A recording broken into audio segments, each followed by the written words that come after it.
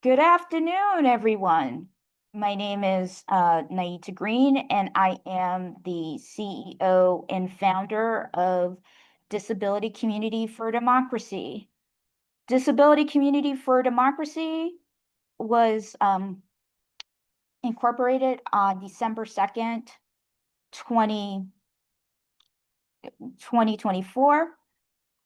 And the reason why it was incorporated was because I knew as a member of the disability community that the attacks on our community based on who was just at that time elected to the office of the presidency were going to be bad.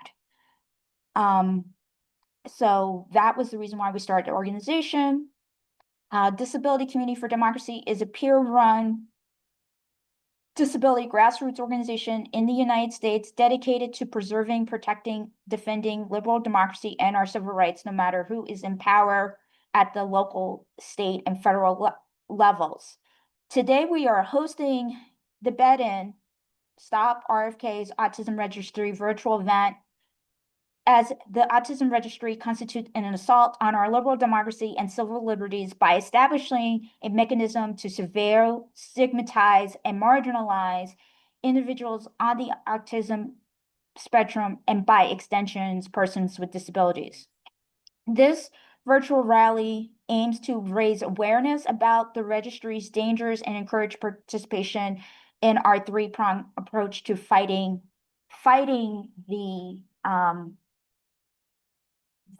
this awful registry. So with that, I love,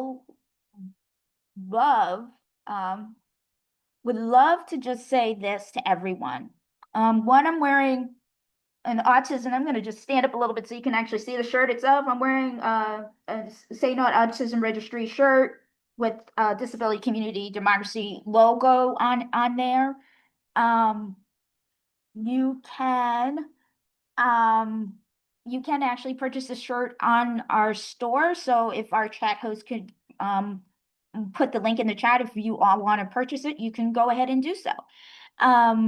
That's number one. Number two, I just want to say this. Thank you everyone for being here on a Saturday in the summertime, at least in the Northern Hemisphere. In the Southern Hemisphere, it is the winter.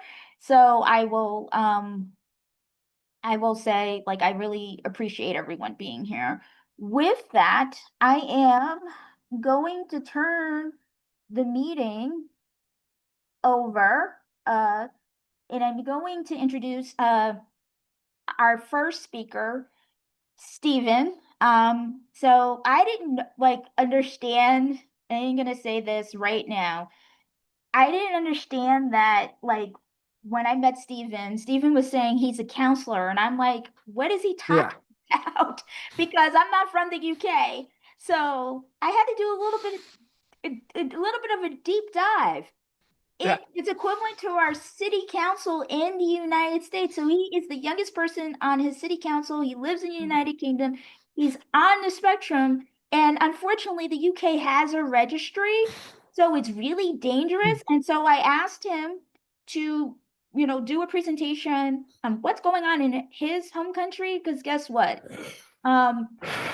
This is a really sad day. Stephen also is one of our volunteers with one of our projects called Neurodivergent Voters, and he knows a lot about what's happening here and what's being played out. So with that, Stephen, the floor is yours, and thank you so much for being here. Stephen is on vacation and getting ready to head back to the UK. He's in Italy, so thank you, Stephen, for taking time out of your vacation. Okay, sounds good.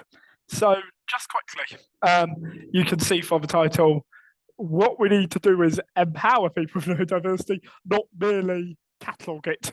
What's the point? It's a good question. This is what we all signed up to when we joined public life. Selflessness, gonna let you read that. Again, as I say, all views and opinions expressed are my own. Let's go forward. So data is massively powerful. Think about this for a minute. If you are a marketer or anybody who wants to sell data, then you will be able to it's a powerful tool. I have seen the impact of it. I mean, this is what fills up my post bag, the email bag. It's literally all this stuff, and it's the impact of stigma, the importance of trust. I've seen it. I've seen the importance of those principles. RFK's registry carries such significant risks when it comes to everyone involved. It misunderstands neurodivergent needs and creates a framework for ableism. We need to learn from past mistakes and champion a rights-based approach. This is what actually will happen, is it will reinforce the medical model. The NHS has already tried it. And the BMA, our British Medical Association, they are a medical union. They represent the doctors. They were recently on strike, said, we are not expected to be the DWP police. The death of Alex Henshaw was a suicide after someone didn't get their GCSE result. I think it was certificate education, roughly equivalent to your high school diploma, I guess, something like that. But the NHS monocrypt attack was stealing NHS data. This happens all the time. It could be used to categorize individuals, it could be used as a proxy for a mental capacity assessment, which would fundamentally ignore the real purpose of both. It would ignore the real purpose of support, and it would also ignore the real purpose of, in my opinion, it will ignore everyone. We don't have access to it. I don't know who it serves for reasonable adjustments flag. We don't have access to it. NHS Connecting for Health was basically a £1 billion failure. And that's an enormous failure. Trying to build and manage a single centralised system doesn't work. One major problem with centralised systems, they become money-burning parties. Yeah, the NHS flag. The reality is adjustments are not given at all. Imagine an 18-year-old who probably doesn't want to share that they've got autism spectrum condition. They are massively trapped. Not that I like calling it a condition, but it is what it is, isn't it? It is what it is. It will also other people. I'm saying it's awful we don't have access, but on the other hand, it's awful it have access. It's awful for those of us who do have access to it. It's awful for everyone involved. It's awful for everyone. I do mean everyone involved. The school made Renreef High School, Stockport. Seriously, how did you manage to get this so wrong? How did you manage to get inclusion of people with autism so wrong, Renreef? The school made sunflower lanyards mandatory for hidden disabilities, mandatory for everyone with SEND. It led to humiliation and embarrassment for students, a public fear of bullying.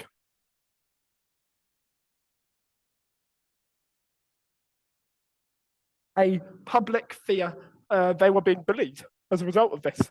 And this is a small scale, it led to widespread backlash. I know that national news was reporting, international news were reporting on this. Hospital secretaries, just monitor. Exactly. Can I just say?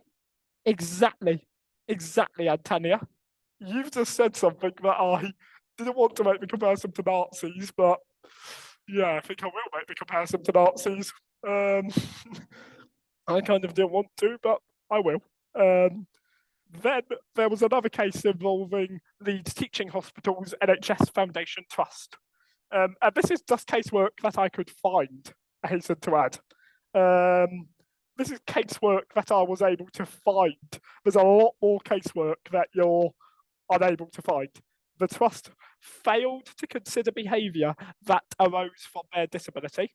The behaviour was checking their own mother's medical records without permission. I mean, checking your own mother's medical records without permission. Imagine having an autism registry where it becomes incredibly easy to check someone's medical records without their knowledge, consent, or what have you. They were unable to. The tribunal found, yes, it was a legal tribunal, they were fined 256k. I've put how much that is in euro, roughly, as well. So the suspension was disproportionate and the employee was not culpable or quote unquote blameworthy. There was the learning, and I will read you the learning because this was a legal case, and so there's bound to be some learning. Discrimination arose from something arising in a consequence of disability, and proportionality is vital in disciplinary matters. Yes. They were basically checking their own medical records. And I wrote a letter to a Norfolk County Councillor, who is a equivalent rank in the US would probably be County Commissioner. So effectively, there's County Councillor, then a tier above us, County Commissioner. I asked about adult social care having bedtimes. Adult social care and bedtimes for adults with disabilities. There was a clear restriction of autonomy and civil rights. It stemmed from this mindset of disability and disabled people are something to be controlled and not supported. He passed it over to the portfolio holder, the person responsible. They basically blanked me. I think that is incredibly telling. That's incredibly telling.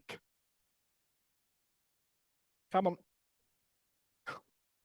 Next slide. They can get the next slide. Got it. I'm going forward. Okay, so the current thing is consent is not being freely given.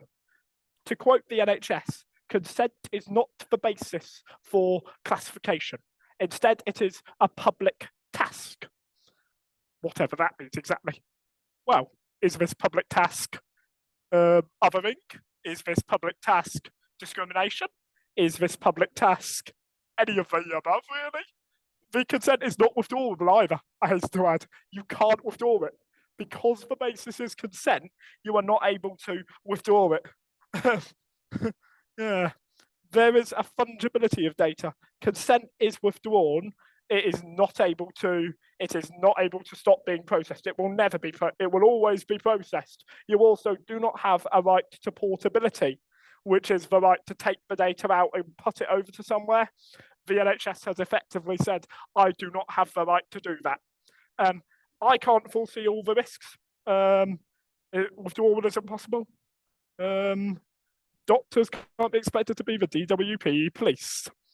This highlights a conflict between our duty of care.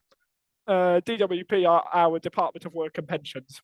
For you, that's equivalent to Social Security, I believe, for you. I believe that's something like social. Oh wow. Oh wow. Okay. Norfolk. Same place as me then. Oh yeah, I should do. Thanks. Thanks for the reminder. Yep. Medical professionals' duties are being outright ignored. Medical professionals' duties are being outright ignored. What is happening instead? Is this good, by the way? Thank you for your reminder about the ASL interpreters. This highlights the conflict between a medical professional's duty of care and the punitive nature of a state registry. A state registry at its core is used to cut benefits. It's used to ignore everyone. And I do think we need to, when I say NCC, I mean Norfolk County Council, by the way they handle the big picture things. I'm using, sorry about the acronyms. Sorry about fluent acronyms. So it does undermine the trust and ethical practice. Ethical practice would dictate we do not do any of this. Consent for large ongoing registries. Questions about the ethics there. Is it ethical? I really don't think it is. Come on. I just realised. That's my solution. Work with MPs, emergency planning authorities to declare the special educational needs crisis. It's been going on for 5 years. And the National Health Service crisis, they're like Medicaid and Medicare for you, but they cover the whole country. A major incident that would unlock funding. I mean, it is managed at cabinet level. As a town councillor, I understand the need for critical and empathetic support. There is no guidance. I had a 2-hour-long training session when I became a councillor. How much of that do you think was sent? How much? Yeah, it fills up my post bag. I can tell you, 2 minutes. 2 minutes. I'm not going to further provide. Yeah, I want a help and advice service. I want, ideally, us to be able to run it. I think don't do as we do at the moment and run anything about us without us. Commit a CIC to help us manage assets, a community interest company. I don't think we should be doing it anymore because that would overlap. That would overlap with this charity, and it would overlap, which would cause a problem when it comes to getting funding. Establishing a new forum. Yeah, I want a new forum. Again, you've done that. Well done, Narita. Establishing a new celebration. Correct. I want clear data policies with individual control. I want school and decentralized data. It should have a right to withdraw consent at any time. I want to actively lobby against. I think that is what not, unfortunately. Half of what we are doing is incredibly bad for everyone involved. It's just give me a sec. It is incredibly bad for everyone involved. Anyone who's got even half a brain will know it's a nightmare. Trying to get the Autism Registry functioning is an absolute. It will be a nightmare. I want better guidance. I want better guidance to help me do my job. To me, I can't serve the people I was elected to serve if I do not have good guidance to serve them. What is the point? Again, the floor is open for questions.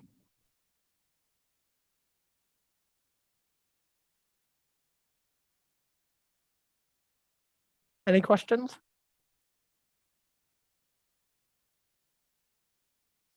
I think I'll go back to the very beginning to just remind you what we signed up for and what the Autism Registry does not do.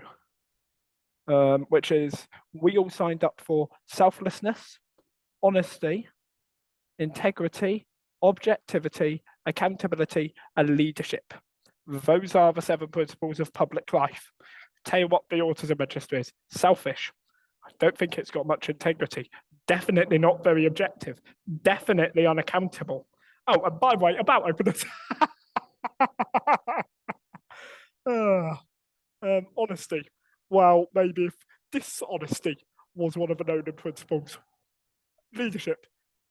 Complete lack of leadership from the present administration. That's what I think. Thank you to the hosts. I just pushed it back to the beginning to show you that quickly. And hello? Oh, thank you, Stephen. I am gonna remove your host permissions. I just want to say thank you so much for speaking and hanging with us. I know you got to catch a flight. So as we used to say in my day, we used to say peace out or peace in the Middle East. Yeah. So enjoy your flight, and Yeah. I will see you next Yeah. month. Good idea to put those specific principles in.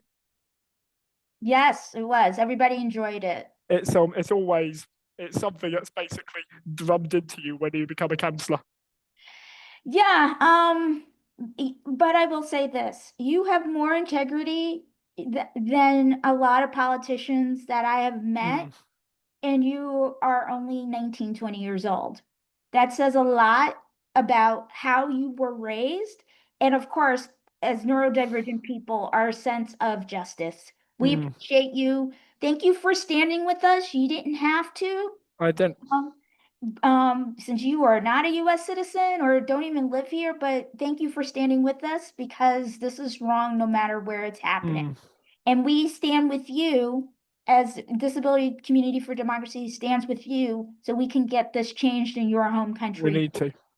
We'll work with you to get this changed because people should have the right to opt out if they want to. This is not right. So have a good day, Stephen, and have a Bye. safe flight.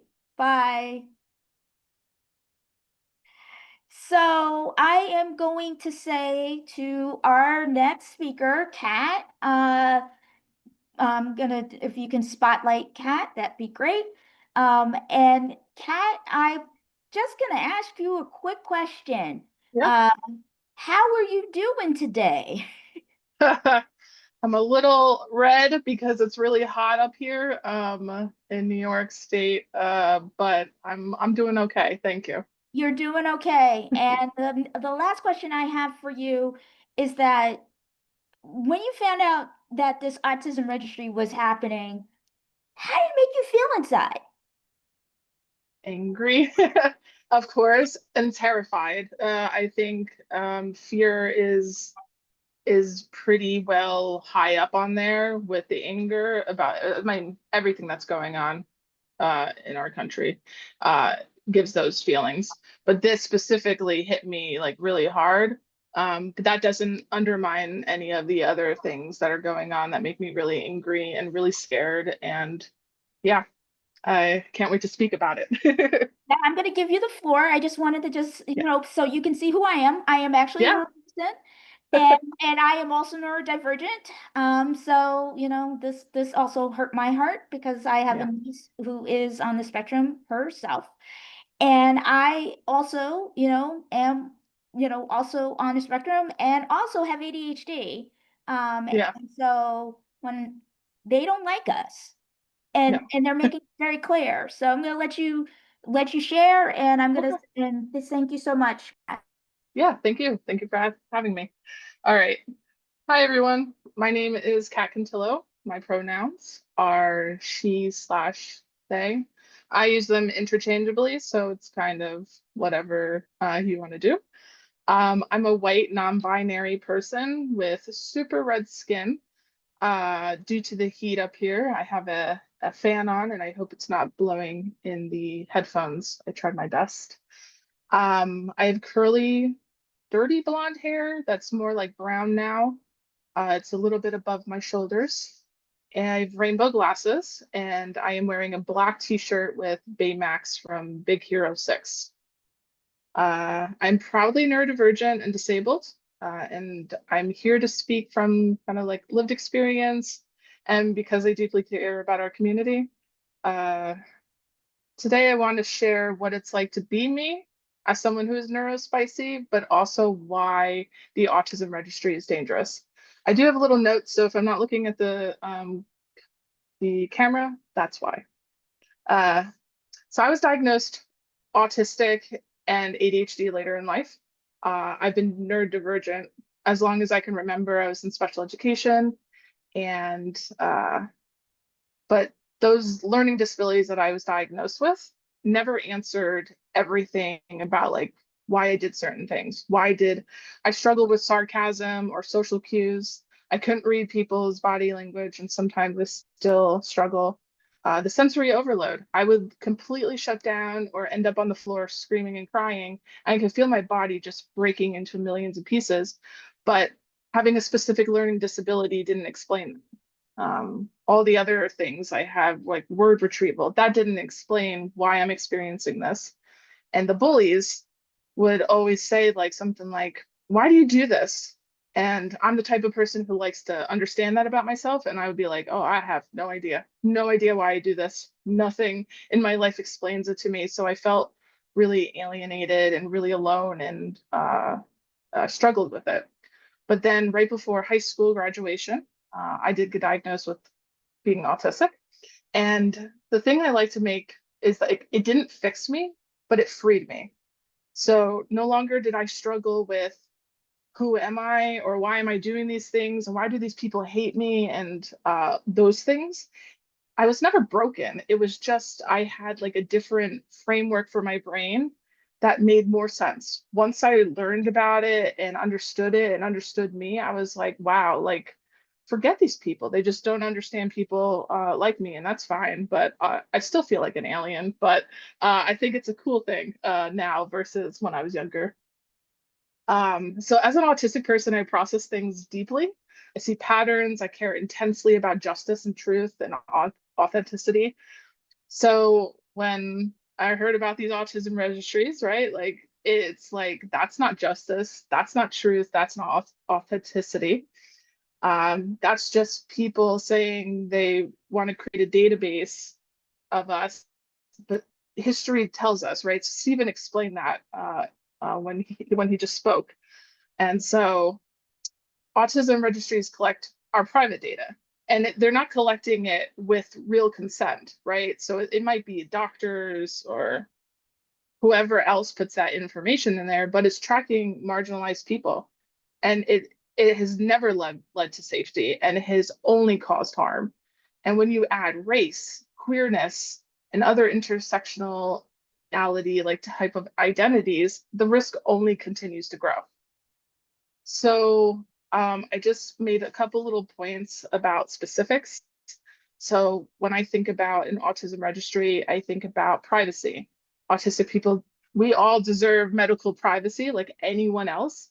And these registries can out us without our consent, right? It's violating HIPAA and it's opening more doors to discrimination. Like we don't need any more doors open, right?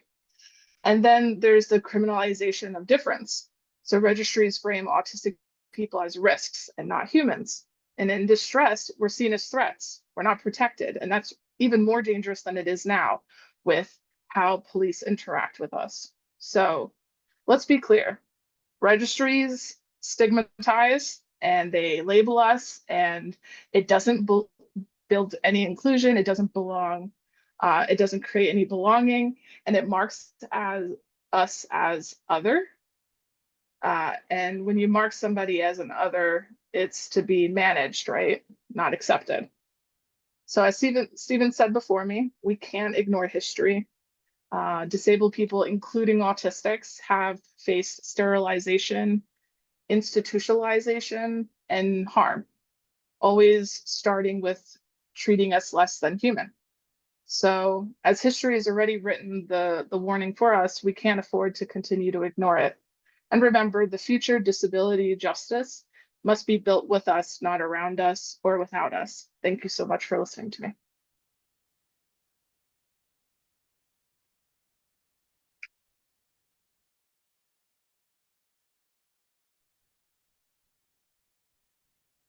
Thank you, Kat, so much. Thank you.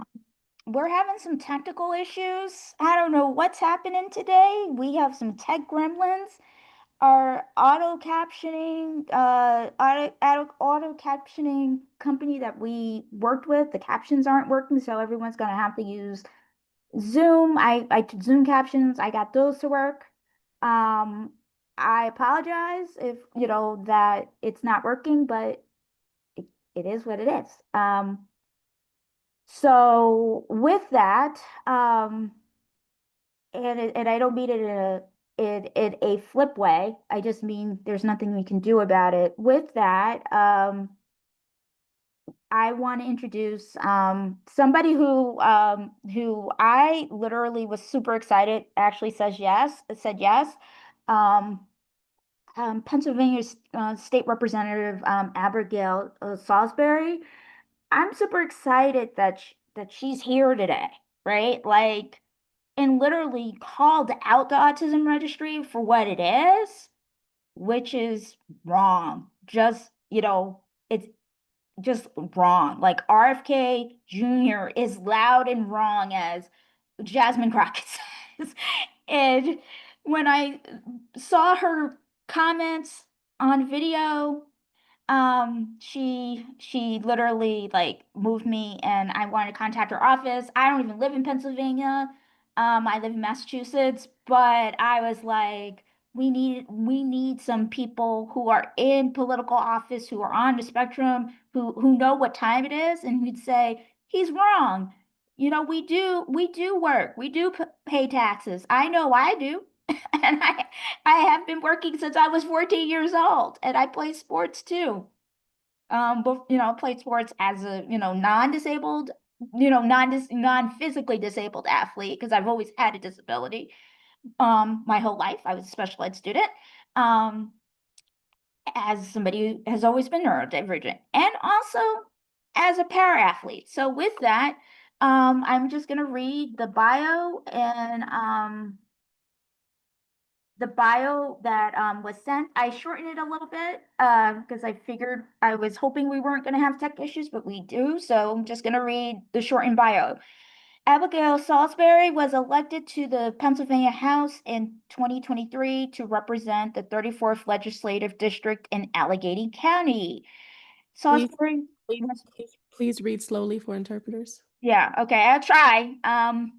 Salisbury was born in Ohio, and her family later moved to a suburb of Erie, Pennsylvania. She graduated from Case Western Reserve University in 2004, year after I graduated college, and earned a degree from the University of Pennsylvania, University of Pittsburgh School of Law in 2007. She also graduated from the Graduate School of Public and International Affairs at the University of Pittsburgh in 2013. Key issues for Salisbury includes updating infrastructure, standing up for human rights for all citizens, fostering small business development, supporting public schools, and preserving the environment. I will now turn the floor over to the state representative. And thank you so much for being here. I know it's Saturday, and and I really appreciate it. I know you rather be with your husband and your family than be on a Zoom call, but thank you so much for fighting for us and your people in your district who are on the spectrum. Thank you so much. There we go. I was on mute there for a second. I just wanted to ask before I start talking, I was scheduled for like a 15-minute bracket. Do you want me to talk for the whole 15 minutes or do you want me to just? Yes, go ahead. You have time. It's Okay, good. I know you said you were having tech issues, so I didn't know if you were like behind schedule wise. So hi, I'm Abigail. And if you aren't familiar with Allegheny County. We are in Western Pennsylvania, so it is sort of right around Pittsburgh. I have the edge of the city in my district and 12 other little municipalities. So I'm privileged to represent 64,000 people in Allegheny County in the state legislature. Pennsylvania has a full-time legislature, so some states, they're only in session a few weeks a year. Pennsylvania is full-time, so I'll be back on Monday. I was there last week and the week before that and the week before that. So we are trying to finish the state budget, although it is supposed to be done by the end of June. It is now, creeping up towards the middle of July here. One of the things that we have been told is an issue in the budget. I serve on appropriations, so we work on the state budget, is working with folks with intellectual disabilities. So there is a focus from, I will say, the other side. I'm a Democrat, so I'll try not to make this too partisan, but since we are talking about RFK Jr. and a Republican administration, I will just say that there is an effort to strip by a minimum of 10% funding for any kind of early childhood interventions, any kind of intellectual disability treatment at any stage of life, education.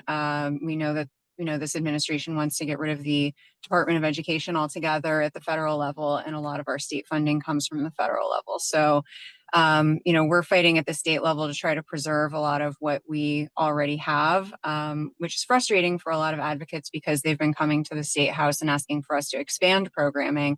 And it's hard to explain that we're going to have to fight really, really hard just to try to maintain much of what we already have. So I was diagnosed with autism in 2012, maybe. So as an adult, I was like 30. Looking back on it, it makes sense. I'm pretty sure, you know, my father probably also had it, and my grandfather probably also had it, his father, based on, you know, when you have people in your family who eat the same meals every single day for years, and everybody becomes a mechanical engineer, you start to kind of think, well, maybe it's a little bit of a family trait. So I gave a speech earlier this year when RFK Jr. started talking about creating the Autism Registry. We were in session in Harrisburg, and it was actually Holocaust Remembrance Day, is the day that we did the autism advocacy event in the State House Rotunda.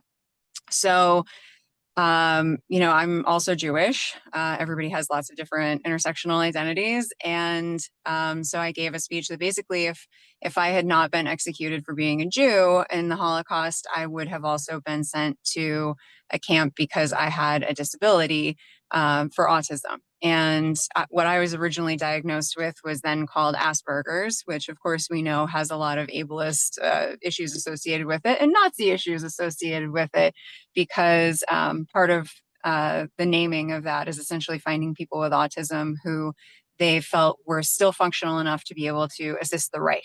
So I would have not been interested in assisting the Reich in the 30s or 40s, and I'm not interested in assisting any Reichs in the 2020s either. But you know, we find ourselves in a upsetting position. So in talking to some of our federal colleagues who are in Congress, I'm also concerned not only just with cutting the Department of Education, but disability services in general. I have been told that people will probably start to notice changes in their schools when they send their kids back in the fall. So if you have kids who are going back in September, I am told that you should be able to start to tell that there will be differences this year with IEPs, 504s, that type of thing. So I have a district that's very socioeconomically diverse. We have some people who are very, very wealthy living in multi-million-dollar homes, which I know depending on where you live, that might be a cheap home, but in Allegheny County, multi-million-dollar home is a very expensive home. But we also have people in my district who live in like a, you know, $25,000 home. So we have high usage of SNAP, WIC, Medicaid, public insurance, that sort of thing. But we also do have some very wealthy people in the area. So there's a huge span. And so a lot of what I have been trying to do is get these local municipal electeds to talk to each other and work together, because some of them, frankly, represent communities that nobody's on SNAP. A lot of people don't even know what WIC is. They couldn't tell you where the food bank is if their life depended on it because they've never been there. They've never ridden a bus. They don't really know anything about public transportation. It's a very privileged existence. But other people are living in dire poverty. So, you know, within a mile of each other. So I think a lot of this is going to require us to work together in ways that we never have before. Unfortunately, I think that as Americans, we've lost a lot of our sense of community. We live pretty isolated lives. A lot of people go home, they open the door, they close the door, and their whole world is in there. And, you know, we call them bedroom communities in a lot of these suburbs. So I've been telling people who ask me how they can make a difference. They keep saying, what can we do? Rep, what can we do? And I say, you can't change the world if you don't know your neighbor's name. So whether that means like potlucks for progress, whatever it is, you got to meet people in your neighborhood, because we're going to start to have to rely on each other. Outage here recently, and we had people who had nothing. You know, if you rely on SNAP benefits, and Pennsylvania has the lowest SNAP rate permitted by federal law. If you rely on SNAP benefits and the food bank, and the power's been out for almost 2 weeks, guess what? The food bank only has 2 days worth of food, and then they had to throw all of that away. And all of your food at your house you had to throw away. And you have no water, maybe, depending on what kind of a building you live in.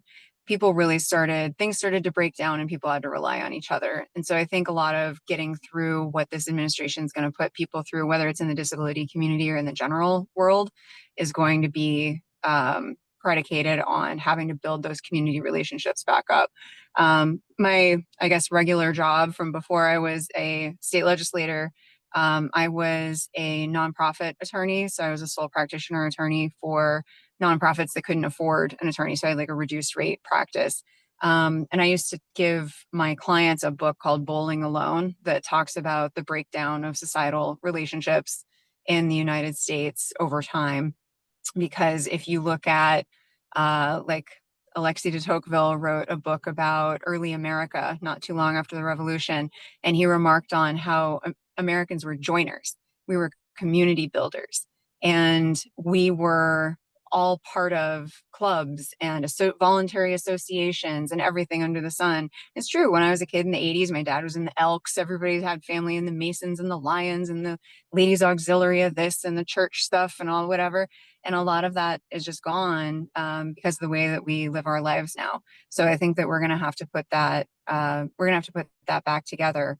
So touching on RFK Jr.'s registry, when that announcement came out and we had that rally in the Rotunda in Pennsylvania State House, what I was asked to speak about is countering his statements that he said things like, when he was growing up, he had never met anybody with full-blown autism. I don't see that as a diagnosis formally, but that's what he called full-blown autism. He said he never saw that when he was growing up. He said that this is sort of a new thing, people having autism, that this is, just very recent. And then I was asked by our leadership to basically make some statements about, well, I have autism and I'm able to do the following litany of things. I'm able to pay taxes, write poetry, play baseball. I can't play baseball. That was one of the things he said autistic people can't do. And he's right. I can't play baseball. But I was supposed to talk about, well, I've held jobs. I owned businesses. I'm an elected official. I do this, I do that. But, really, I think that that's not what we should be talking about, because although we can easily, of course, prove him wrong that people have had autism throughout history, one of the things I said in my speech that day is that the reason he didn't see them is they used to put them in institutions and tie them to radiators and abuse them horribly. That's why maybe he didn't see them, which maybe RFK Jr. should know, since his own aunt was lobotomized for being neurodiverse.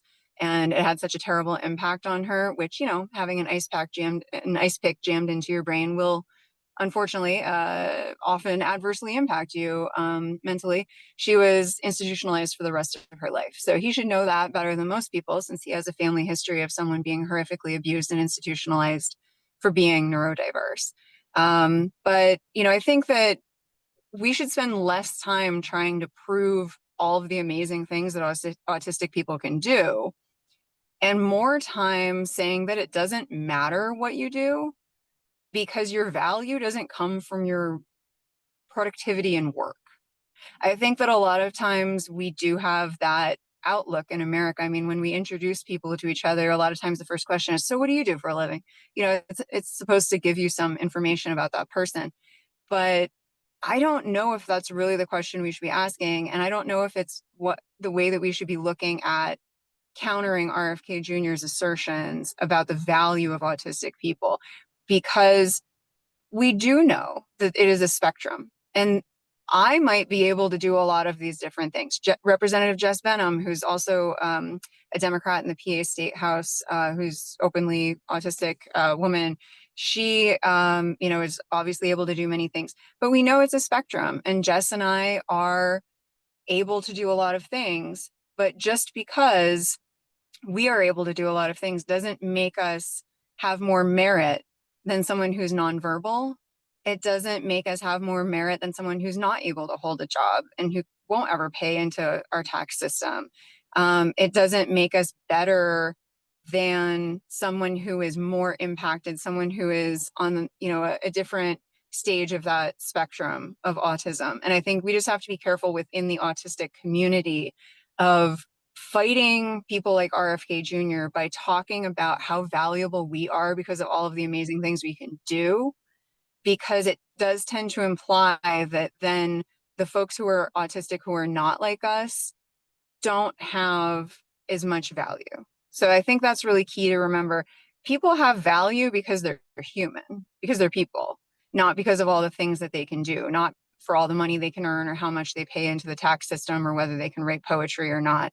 So that's just one of the points that I've been trying to make people, is that let's make sure that while we're fighting RFK Jr. and his ableism, we're not being ableist ourselves in how we counter his statements.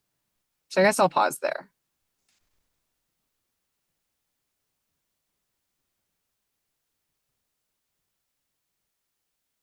Thank you, Representative, so much. I just want to say one thing to you, because you said something that really touched my heart, because about my niece, that relates to me and my niece. My niece is a nonverbal kid, but she is more compassionate.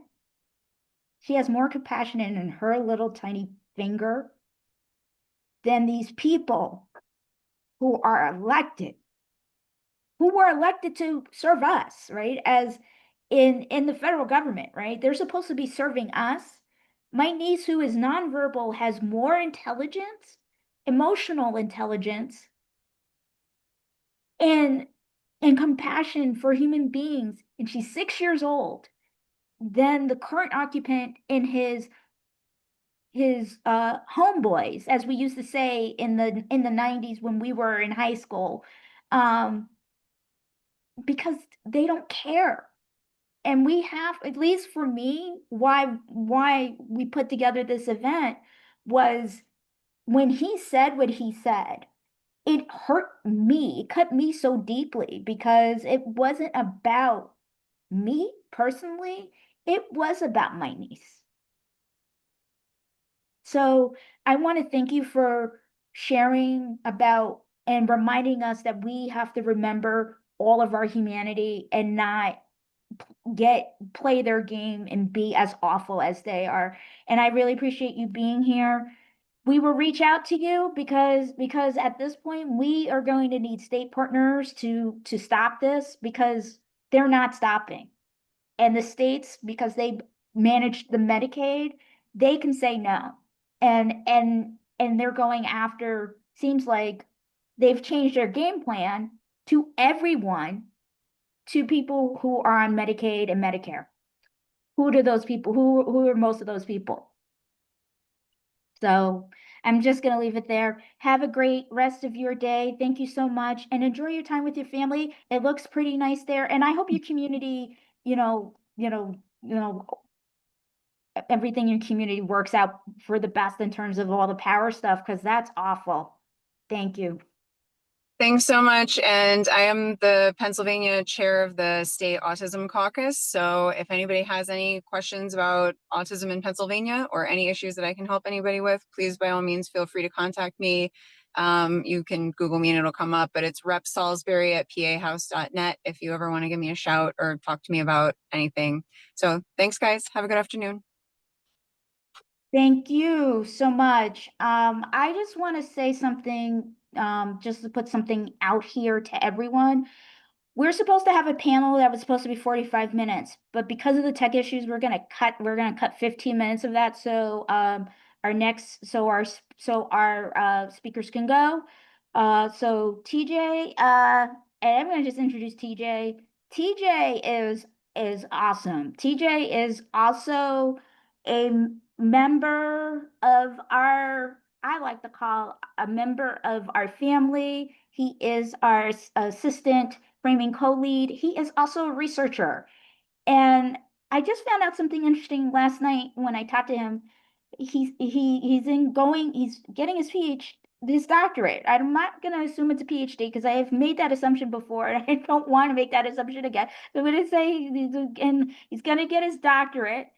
And the thing he told me, he says he has 2 master's degrees. So I'm going to ask, because he didn't tell me what he has his master's in, the 2 degrees in. I'm curious, are any of those master's degrees in any relationship to math or science or statistics? Because I am a statistics person, so I'm curious, my friend. You might chuckle at this one, but one of my masters is actually in writing. My most recent master's is in disability and human development, which we like to call the applied health sciences, where we can not only use statistics and science to address disability, but also we can use things like writing and blogging as well. So we kind of interdisciplinary. Well, I'm not surprised that you have a master's in writing because TJ is also a guest contributor to our newsletter, and he is an excellent writer, and he's one of our best source citers, and he can tell you because he loves football. I will say that he is a big football fan. He Mm, can break down football statistics like nobody's business. So TJ, I am going to turn the floor over to you, and thank you so much for being here, and I'll see you on the other side. appreciate it, appreciate it. Even though I'm not able to provide any football statistics and stuff because time. But good day, everyone. And before I go on, I would like to describe myself for those who need image descriptions. So my name is TJ Gordon, he, his pronouns.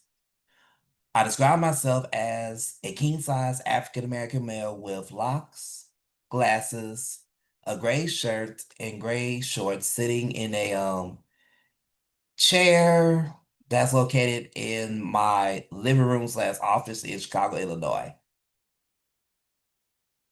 So July is a great month, not just because it's an excuse to enjoy the pleasures of summertime by going to cookouts, traveling, and other fun stuff you can think of. This is Disability Pride Month. In particular, this is the 35th anniversary of the Americans with Disabilities Act, or to some of us, the ADA.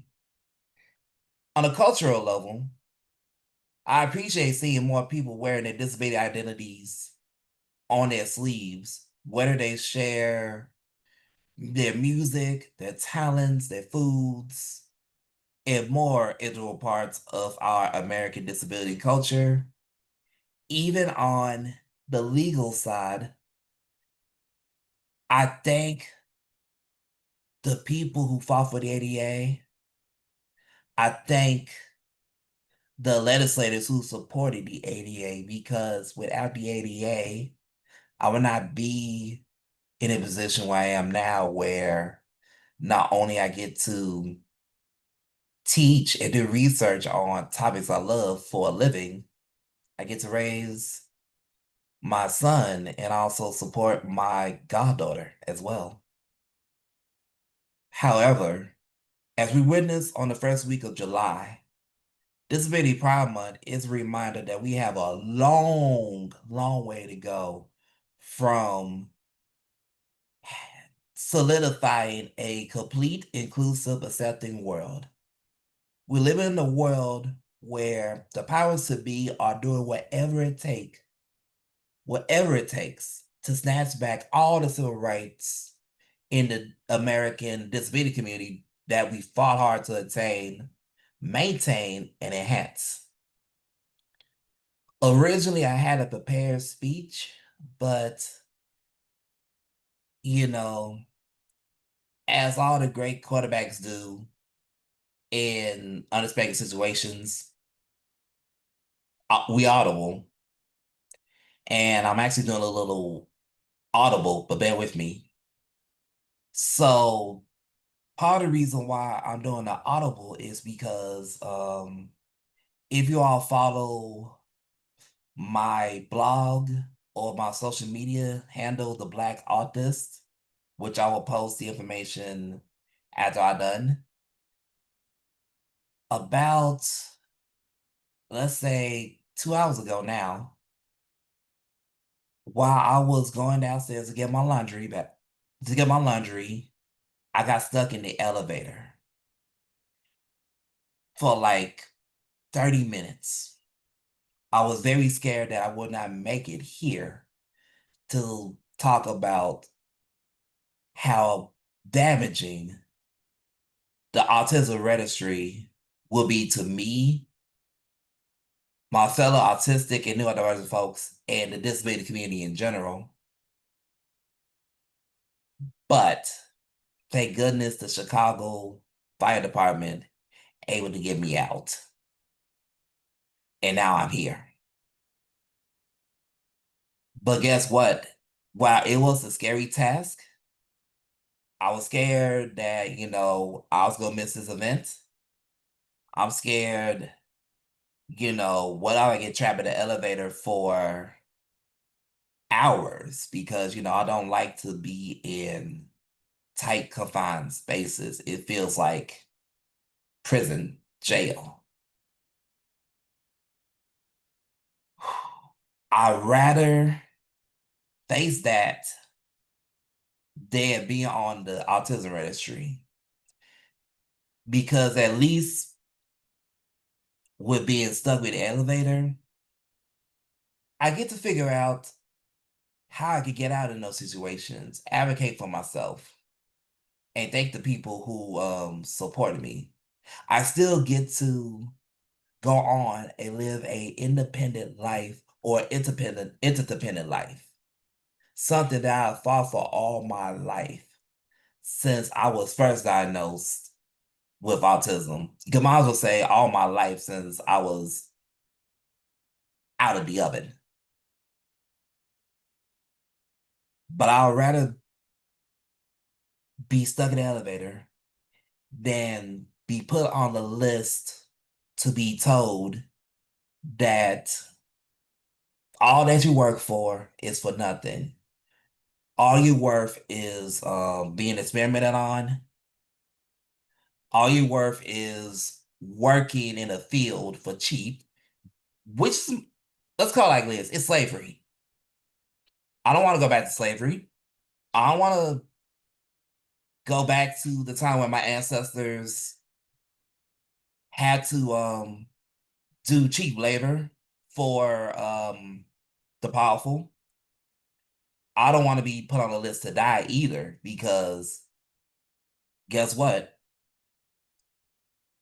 If you follow history very well, whenever we had a registry of some form, whether it's during World War II, when Jewish folks, people with disabilities, and anyone not for Nazi Germany in Germany will put on registries, you get the Holocaust.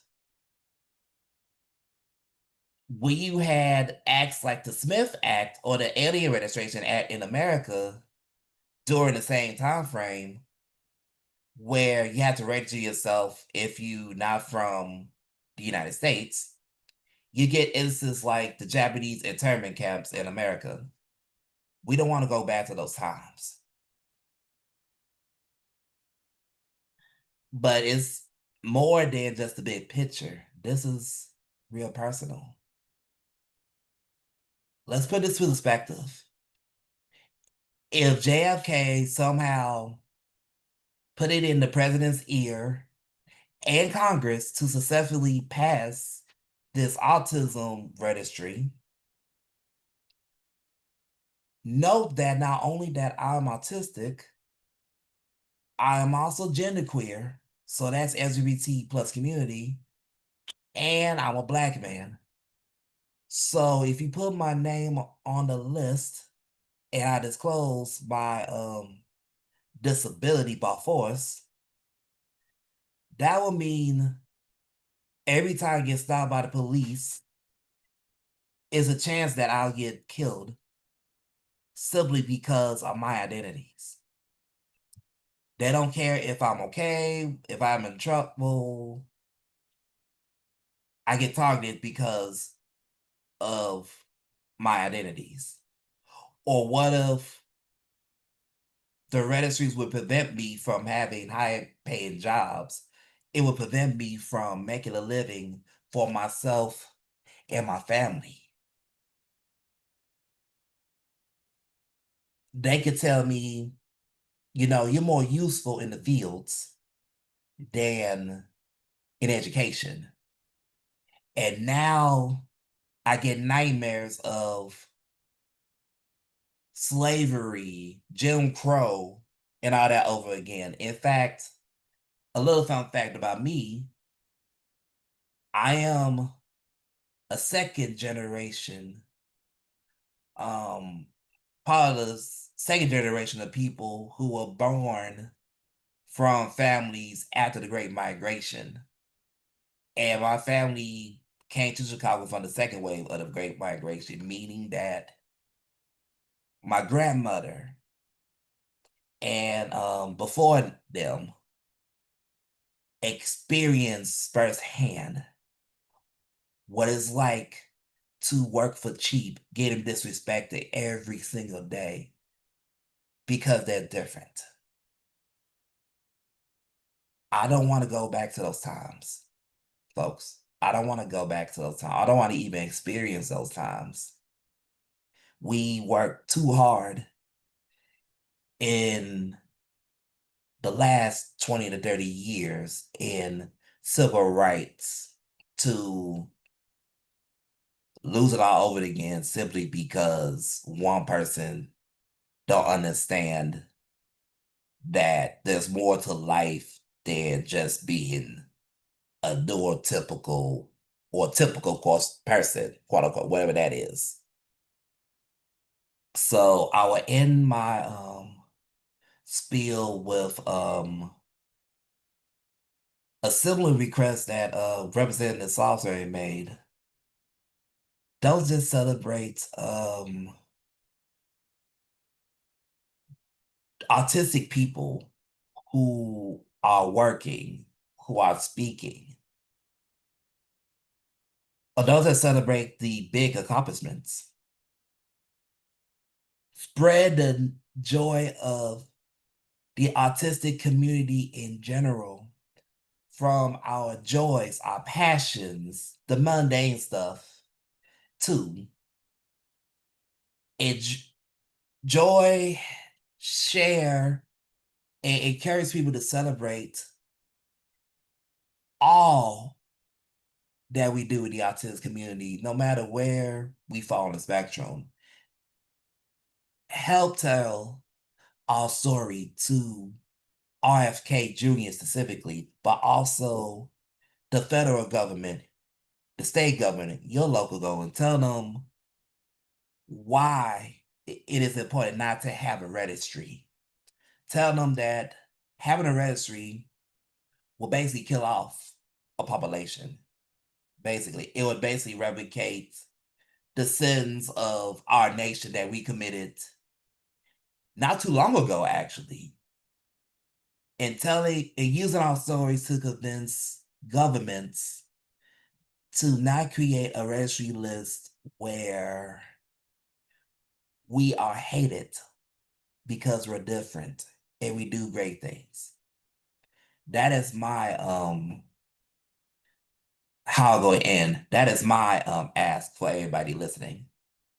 Thank you so much and love y'all and God bless.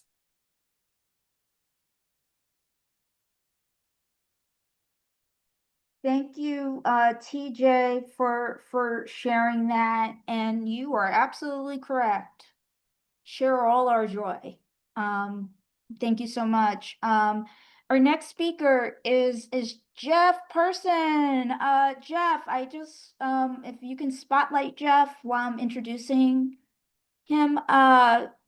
Jeff is the founder of Able Demps PAC.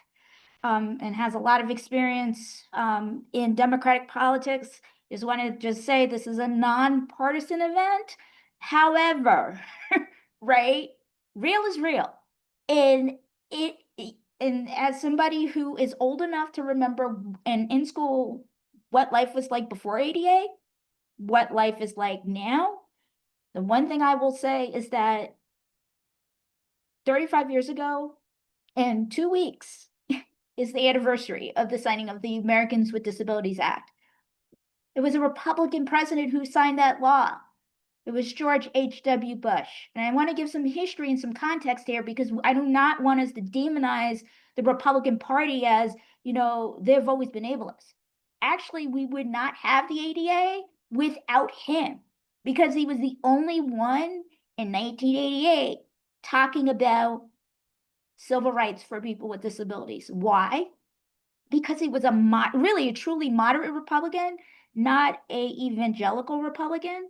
And even his son, who is actually, when the Supreme Court was starting to gut the ADA in 08, he was like, nah, got Congress together.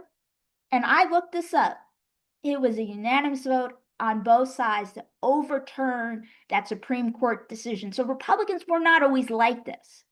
We have people who have fascist tendencies in office. I'm not going to call them fascists, but they have fascist tendencies in office and think white, heteronormative, and non-disabled men and their women accomplices who fall into that category are the only people who have a right to exist. So Jeff is doing great work on his end. I'm going to give him an opportunity to talk about it. And thank you, Jeff, for being here and for your friendship too. Thank you. And being an ally to Disability Community for Democracy. Jeff spoke, this is not the first time Jeff has been here, but he's always supporting us and we have your back too. Thanks.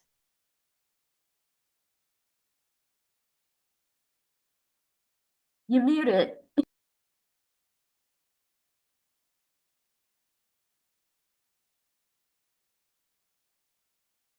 Jeff, you're muted.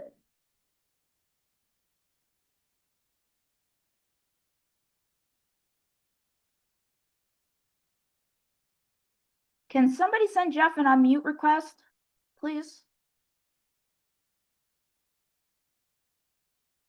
I'm trying to, but it's not there.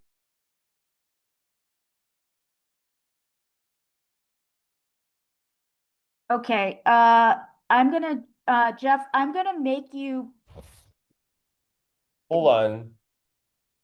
Jeff, we can hear you. Can you hear me now? Yes. Okay, that's weird. Sorry about that, everyone. Let me give me 1 second, everyone. All right. So sorry about that, everyone. My name is Jeff Pearson. And I need to thank you so much for having me and letting me join you guys today. Nita, I completely agree that this is um you know the politics has changed so much and over the last 10 years, right? The other side of the aisle is crazy town. I'm just be absolutely honest here. It's crazy town. And I'll talk a little bit about myself first, but my name's Jeff Pearson. I was born with a physical disability called arthrogryposis. I am also neurodivergent. I was also born with several other ADD, ADHD, and I've been very much on the front lines, helping to elect Democrats from a very young age. I was passionate in politics, and after being the only person with a disability on campaigns, I decided to start Able Dems to get Democrats and allies of the disability movement excuse me, elected to office. And that's where really I have found my voice in Able Dems, because I'm sick and tired of people with disabilities being on the MAGA food menu. And I'm sorry for making this partisan, but you know, it's how, you know, it's unfortunately how politics is today, right? And you know, as a so I was diagnosed being neurodivergent actually about 4 years ago now. So I have always been having neurodivergent tendencies. They always thought I, you know, had, they always thought I was neurodivergent in high school, but I was never diagnosed with it. And then when I got some testing done in my late 20s, then they really was like, oh, well, here you are, you know, you are a neurodivergent American, and you know, I that made a lot of sense to me and about from my behaviors, and you know, I really see that as a rallying cry, right? You know, I like to see the ability in everyone. You know, I hate the word disability, because as you know, now more than ever, we need to be electing policymakers that have our values, right? And I have been very much, you know, on the fact that, you know, Democrats are the party of progress and the party of that, I'm always the pusher of the of people in the Democratic Party to be more inclusive. And Able Dems, we had several electoral wins last year in 2024. We saw Christine Cockley in Ohio got elected to the Ohio State House, got elected for the first time. Jess Benham was an Able Dems endorsed candidate. I want to meet with Representative Salisbury. I would love for Able Dems to endorse her in the next election cycle. And We're actually launching, we're on the front lines of the attacks on Medicaid, that the big ugly bill, as I like to call it, the big disastrous, ugly, disgusting bill. Able Dems were actually launching attack ads against some of the NRCC top targets. And we're actually about to announce a ad buy in Virginia, in the Virginia second congressional district, against MAGA extremist Jen Kiggins, because I really want Able Dems to show show our work, right? We've had over $100,000 raised last year. We've raised about 45,000 this year through email of everyone giving, $5 or $10, or I have a recurring donor that just gives $1, right? Every donation matters. And that's what I love about that. And my thoughts on the RFK, Donald Trump, MAGA extremist, Autism Registry. Well, it's some bullshit, ladies and gentlemen. Let me just be straight up here. It is some bullshit. And I am, it's not only is it morally reprehensible, but it attacks our dignity. And I will be fight tooth and nail in every way that I possibly can to fight back against this disgusting, disgusting thing. And how dare they do something like this? We don't hear that enough. How dare they? Right? And able, for the people that are on this call today that feel hopeless, that feel like, nothing's going right this year, right?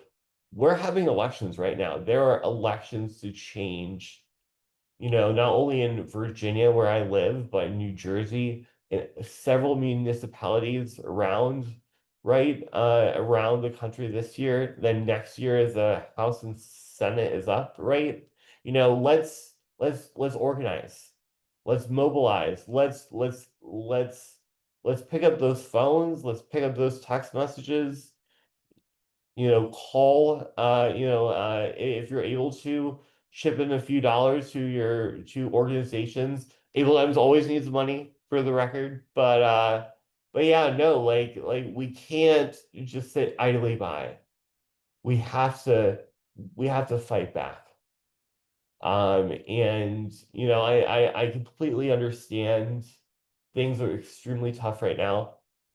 I have stopped watching the news. I only watch news for work now, when I need to, because it's just so depressing. I'm watching Floribama Shore right now on Hulu.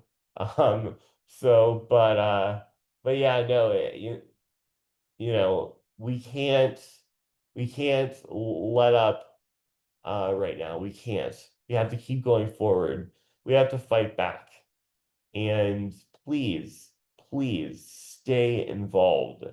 Fight back against this reprehensible attacks on people with disabilities. Not only from the RFK Jr. Autism Registry, but the attacks on Medicaid and all of the budget, that's going to be, coming down in the next few months, right? It's just, it's one after the other, but we have to continue. So that's my message today. Thank you. Jeff, before you take Jeff off of Spotlight, can you just put me back on Spotlight Tech Team? I just want to just ask you a quick question. Please. So somebody's asked a question in the chat. How do they get trained to run for office? Do you have any organizations that you can recommend? Yes, I do. I do. So Able Dems, so we endorse and help fund and write checks to candidates and allies with disabilities, but for training resources on how a person with a disability can run for office. Disability Victory, Sarah Blahovic is a good friend of mine. Her and Neil Carter are practitioners, very, very, very skilled practitioners in the business. In their organization, they actually have training materials for candidates with disabilities who want to run for office. And they're fantastic. And the reason why I asked Jeff, because I mean, I can answer the question myself because I took a training through them on lobbying Yeah. on Thursday because Disability Community for Democracy is now officially registered as a lobby firm through with the federal government. Love But I that. figured, Jeff has the personal connection. If people reached out to you directly and said, "Hey, I'm thinking about running for office. I'm already a registered Democrat. Yeah. I just need some guidance. I need to talk to you." You would be willing to mentor them, correct? Yes, yes. I literally, I have gotten calls left and right from people who are interested in running for office. I'm actually going to, I'm going to do this. I really don't mind having my cell phone number out in public because It's that's fun. my personal cell phone. Yes, I respond to text message, calling, whatever is easiest. Let's set up a call or a Google Meet. And let's get you running for office. I mean, and it is so important that you know, we organize. And Jeff, I really want to thank you so much for being here. Because I think it's really important that people understand that even though society says makes it harder for us to do things, that doesn't mean we give up. And I really appreciate you did leave one thing out though. I want to tell people What? that What did I leave out? uh there is a petition. Oh yes, So and make sure you you're messaging it to panelists and hosts, change it to everyone because we're just oh. getting it here. Uh Hold on, everyone. Give me 1 second. Sorry, y'all. Hold on. there is a petition, and I just want to say this about the registry so everybody knows. I don't know if it's ironic or the audacity of them creating this registry that they're going to use Medicaid and Medicare Right. information from maps. I think it's the have you lost your mind and can we help you find it? And I think for us, we need to let them know, and petitions are important Yes. because they need to see that this is not acceptable. And I'm going to say this right now. Even if you do not are not neurodivergent, this won't end with autism. Yup. And like TJ said, and I would love to hear if you see some hand claps and some reactions to this because I need some agreement here. The most important thing is that it's not going to end there. It's going to end with them putting us back in institutions because they're going to know how to find us. And just because you are poor or moderate income, or you have medical insurance, but your medical insurance does not cover the community-based services you need, you should not be penalized because you need Medicaid. So we need to stand 10 toes down against this. And we also need to remind our state governments that since you pay a minimum of 50% of the cost of Medicaid, and in some states like New York, the counties pay a portion of it as well, that you can say no. Yeah. And so we need to hold them accountable. Jeff, is there anything else you want to Yeah. I mean, I completely agree with that assessment. I took I hope it's okay with you, Nita, but I dropped our website in our ActBlue link in the chat. Oh, it's fine. It's fine. Okay, thank you. So if you're able to give, we always need money. $5 will go a long way, or even $1. I also, yeah, no, I mean, this is only the beginning. We have 3 more years of this horseshit. Pardon my French, everyone, but yeah, it's shit's gonna get bad, and we need each other more than ever.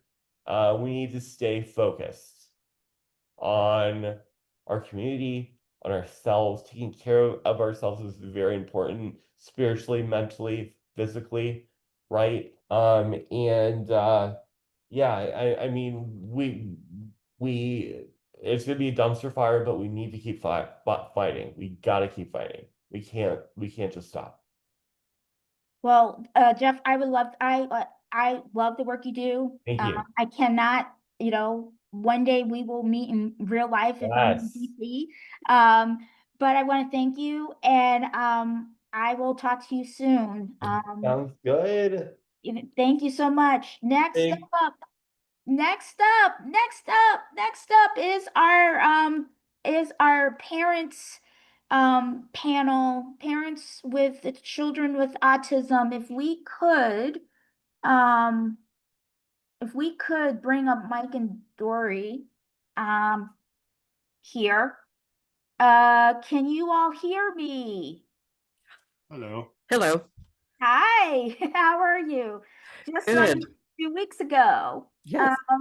I'm gonna apologize. We've had some tech issues today. You know how this goes when you have tech issues. Sometimes you gotta cut from Yes. somewhere. So unfortunately, got to cut from your section. But we have 30 minutes, and I think we can get this done. Go through all the questions. So I'm gonna just ask the both of you, whoever wants to go first. I know Mike is a little more quiet. So I'm gonna maybe Mike can go first so we can shake off the nervous jitters.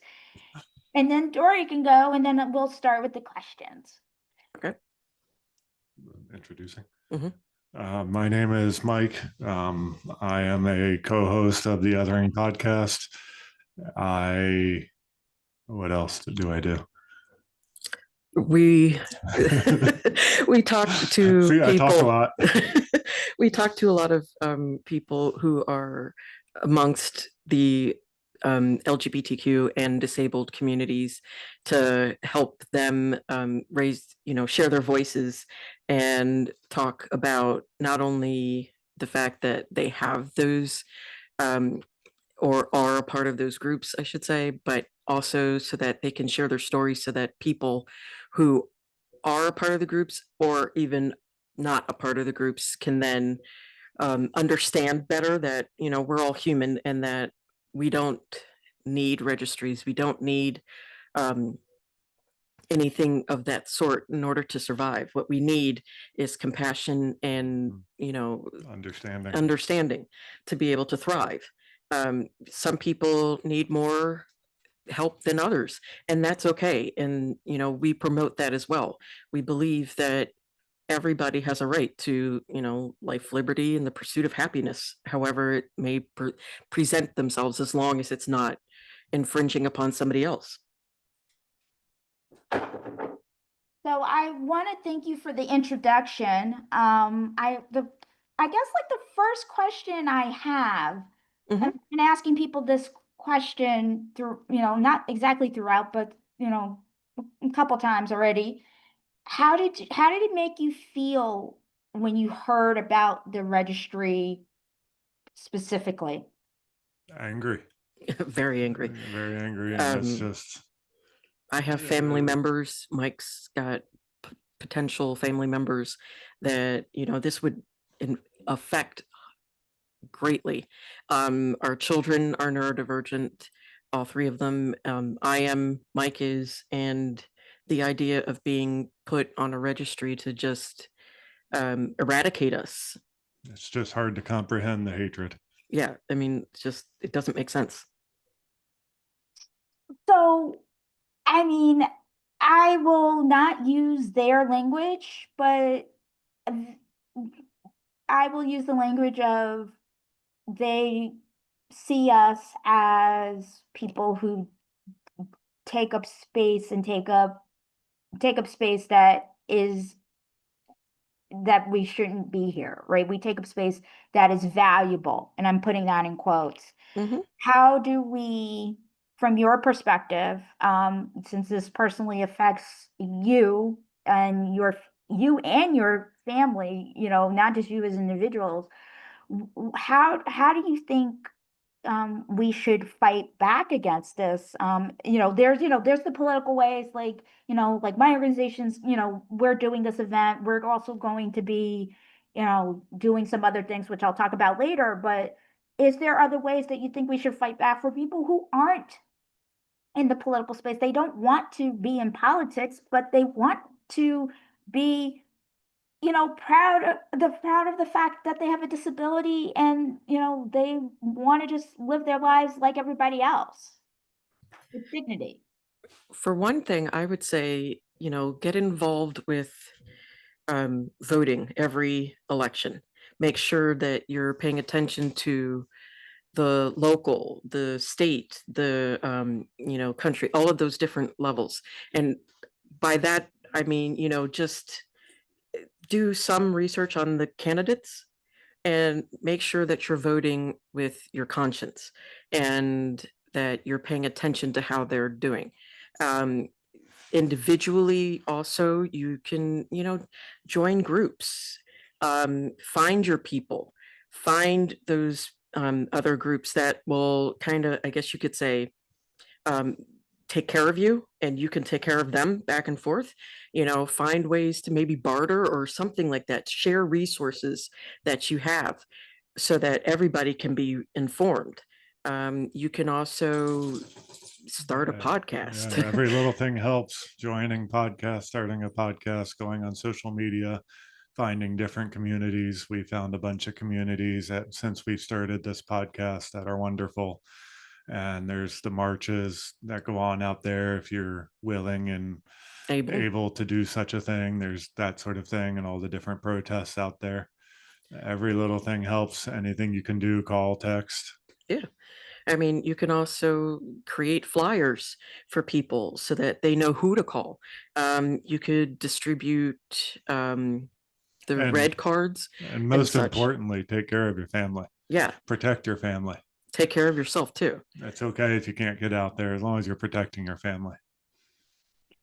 Well, I want to say, you mentioned one of my favorite things is voting in every election, right? And uh, we had earlier in the rally, we had a state representative, Salisbury, from Pennsylvania, and she shared her personal experience about getting diagnosed as an adult and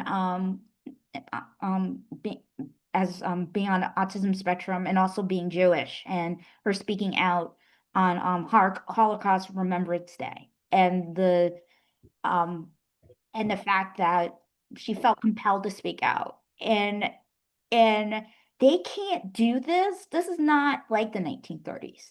They can't do this without state governments help because of the way our country is set up. So you're saying vote your conscience. I'm going to ask you to answer this individually from your perspective. What does that mean to you? Does that, like, for me, like, if like somebody says vote my conscience, it's not political party, but do they think I have a right to exist as a human being as a baseline, regardless of political party? And if the answer is yes, then I can look at your policy positions. That's where I start. So what when you say vote your conscience, Dory, and then Mike, and how do you view that?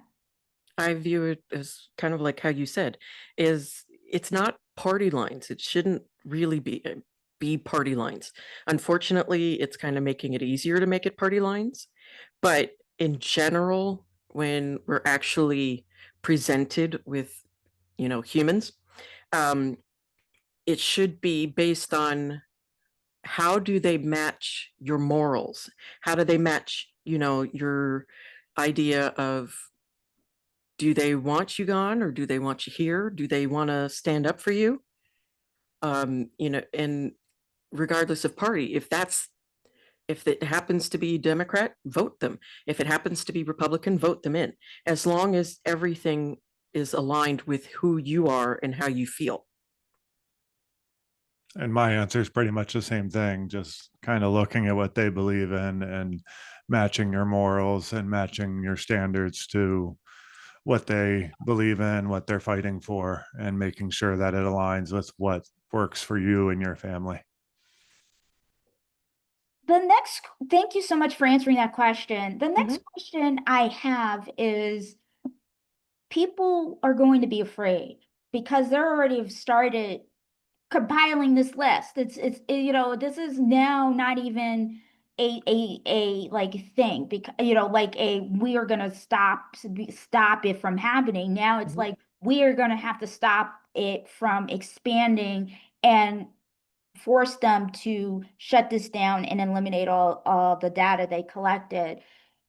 Some people are probably saying, well, I'm gonna go hide, right? I'm not going to get services, right? Like, I have a kid or family member who I know, and like based on self-testing themselves, if they're old enough to self-test, or based on, their own lived experience as neurodivergent individuals not wanting to put their children in danger, will say, I'm not going to get services for them.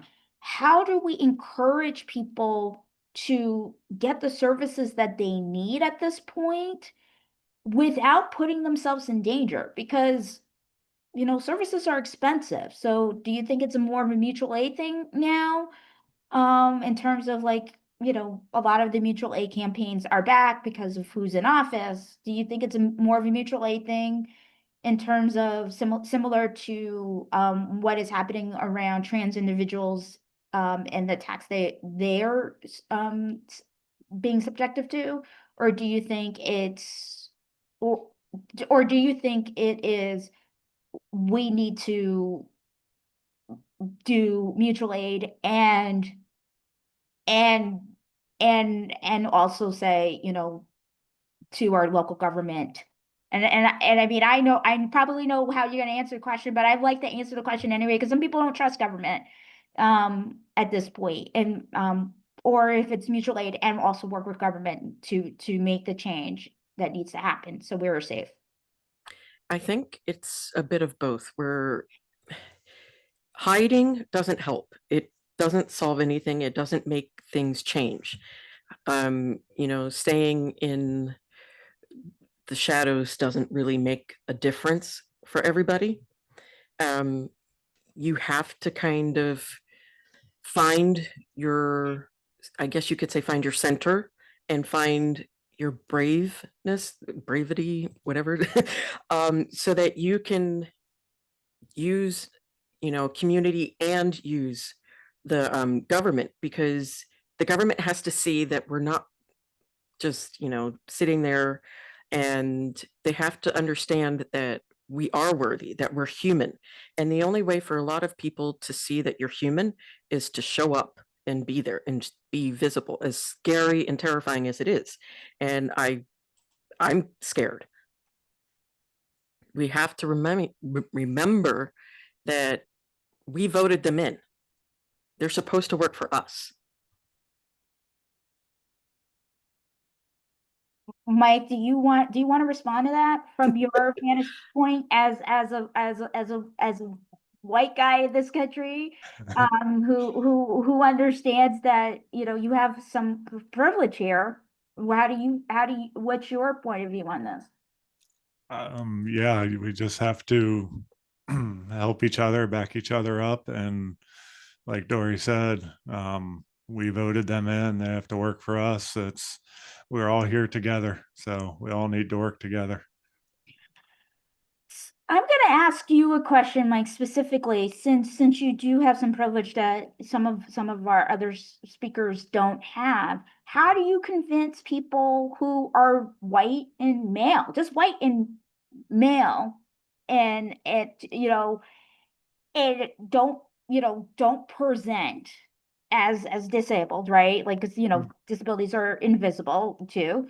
How do you convince, you know, the white guy who's like, this is not my problem, down the street, to care and have compassion from your perspective?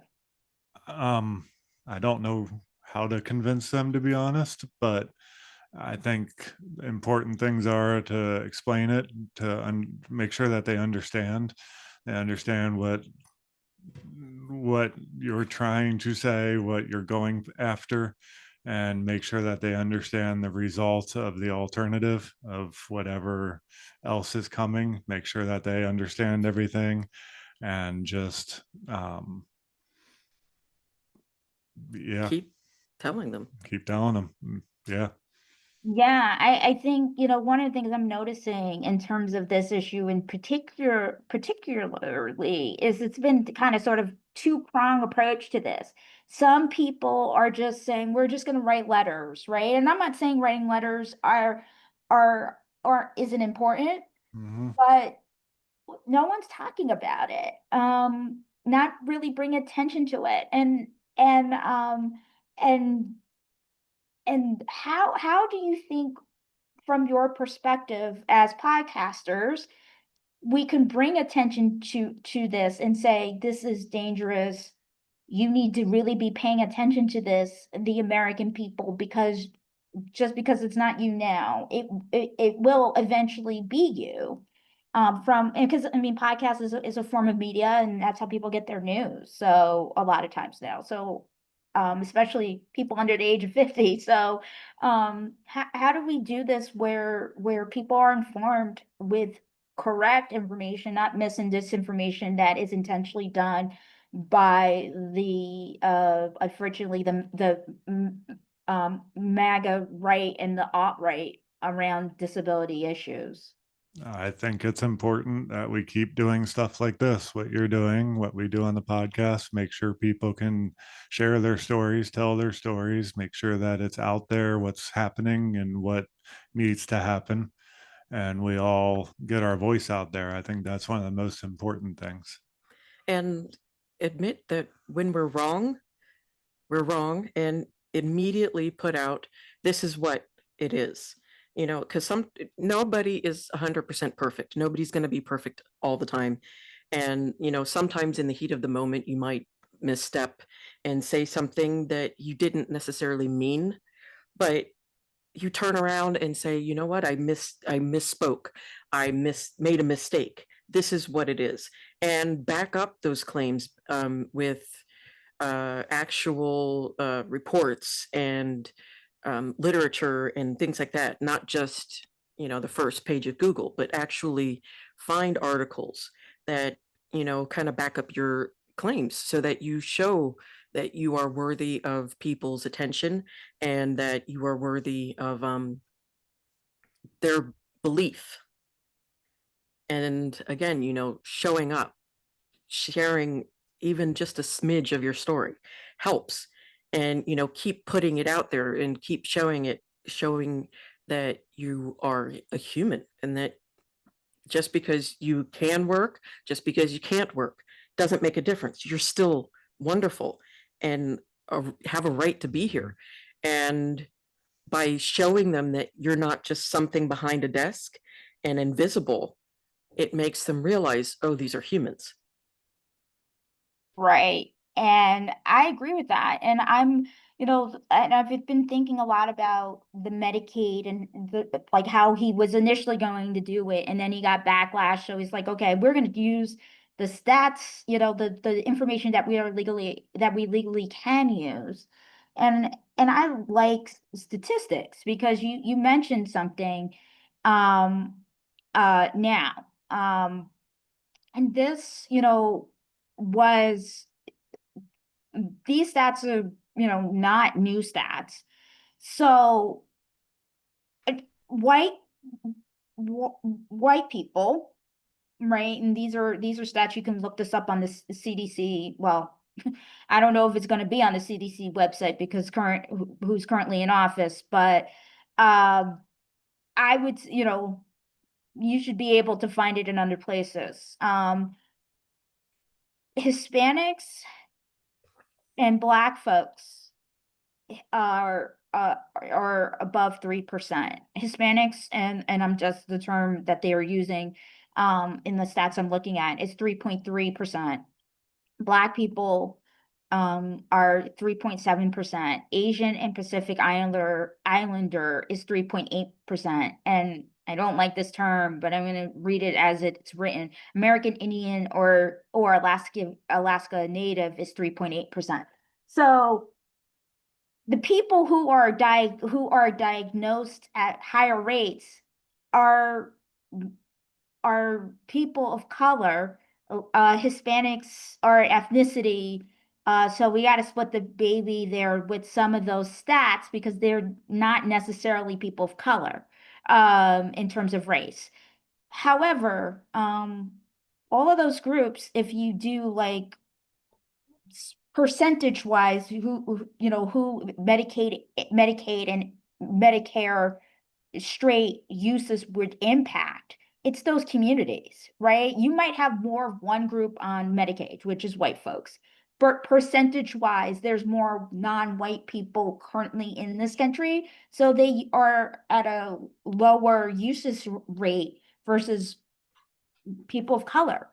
And so the way he's compiling the registry is Medicaid and Medicare information and apps, health apps. Do you think, from your perspectives, from both of your perspectives, do you think do you think he's doing this as also a race? There's being racist as well? Because I personally do. Because Yes. that's his stats. I believe wholeheartedly that it's trying to pinpoint, which races may not be in his mind worthy or whatever it is, so that they can pinpoint and say, see, this group is, unworthy and we should remove them. And I wholeheartedly believe that he is doing it as a means to, like in Germany, basically, and separate the groups. So then, because when you have the ability to separate the groups out like that, it makes it easier to then find another scapegoat for what's wrong. Instead of everybody sitting there saying, we're all together in this, we all have, family members or friends or something that's a part of that group, it's easier to then say, oh, well, these people, this group, Hispanics or Black people or whichever, group you want to choose, is really bad. But if you aren't like them, now you get more, perks or something like that. The whole mentality of the proximity to power supposedly protects you, and it doesn't. Mm. Mike, what do you think from your perspective? I mean, again, I'm asking you from your perspective as somebody who can walk around society, and people might not bother you in the same way. What do you think is happening there? I mean, I know you can't read RFK Jr.'s mind, but I mean, I mean, do you it's, think do you think there is this race component as well? yes, it's clear that he's trying to get rid of certain type of people. Um, Definitely not white people is one of them. Disabled people, LGBTQ, all of them are included in that. I mean, we should all pretty much be scared. And as a white man, my best advice is just protect those that you love, protect those around you, those that you know that may be in a little extra danger. Um, Not saying use your whiteness to do that, but we have a privilege, as we all know, so you can kind of use that to your advantage, protect the people around you, and kind of teach everyone what should be happening and how it should be going. I have two more quick questions for you, and I just want to say before I ask you those questions, I want to thank you for being so vulnerable with, being on the other side of, Mhm. you're used to being kind of sort of not being interviewed. You're used to being the the interviewers, not, so I want to say thank you to the both of you. Thank you for having Yes, us. thank you for having us. How are your children responding to all of this? Because because kids are smart, right? They see things and they hear things, and they might not understand like politics, but they understand when somebody hates them. And Yes. they understand when they're being spoken to in a certain way. So, what is your perspective on that? Like, with your own family, like, how are they feeling and dealing with this? And I don't know the ages of your children, but still, they're still your children, regardless if they're adults or teenagers or little kids. So, We share with them as much as possible that, they understand. And we try to protect them as best as possible. But unfortunately, it's impossible to be there 100% with everybody. And they actually kind of help us with this. With our podcast, I mean. And we kind of try to expose them to it, to understand that, some people aren't going to be great, Mhm. but we have your back. We will protect you as best as we possibly can. And then actuality, that's why we also started this podcast, is because in order to protect our kids, I feel like we have to show up and we have to speak out. And by us speaking out, I feel it helps our children be better protected, because we Yeah. are amassing our people. And even though we're in totally different states, maybe even different countries, if we all find a way to collectively share what we can, we have our community to help share with that burden and then move on. Just like our ancestors before us, they found ways to get together and help each other survive the atrocities of our past that is trying to come back. Right. And I'm going to ask this question because we talked about it, and I'm going to just do a plug. I was interviewed for their podcast, and it's going to come out in September. We talked a little bit about what's happening in our environment, and I'm talking about like environmental racism and not just racism, but environmental classism too, because some of these places that they're putting these polluting plants and food deserts are majority white communities in red states as well. Um, do you think, and I mean, I know for me, and I don't like to like say like certain things like poor air or poor water causes autism, because I don't believe that, but I do believe it makes it harder when you don't have access to food, you don't have access to clean water, you don't have access to being able to go outside and play in a backyard or go to a park, because you live in a concrete jungle, or you live in a place where all the greenery is polluted. You can't, you live in basically Superfund sites. How do we marry basically this autism registry to the other issues that are happening? Because it's not, nobody's talking about this, even amongst the pro-democracy groups that are, protesting on next weekend for the Good Trouble protest that is happening. Protests that are happening across the country. Mhm. I would say, first off, that's a really good question. And I'm guessing that you kind of have to, in order to get people to understand that all of it is together, is to just have to keep showing them how it correlates together. Like, for instance, an easier one, start off with asthma rates. People who live in certain areas who have asthma, the rates are higher. And then you say, bring it down to an even smaller level. In, let's say it's Lehigh Valley, which is where I am. Lehigh Valley has these types of trees and, this type of grass, and maybe that's, a correlation to high asthma rates. And, you have to break it down in those pieces so that they kind of can follow the train of thought, and that they can follow that line. Because just saying, well, if you live in a city and you're right next to, say, one of those data centers, it's going to exacerbate problems.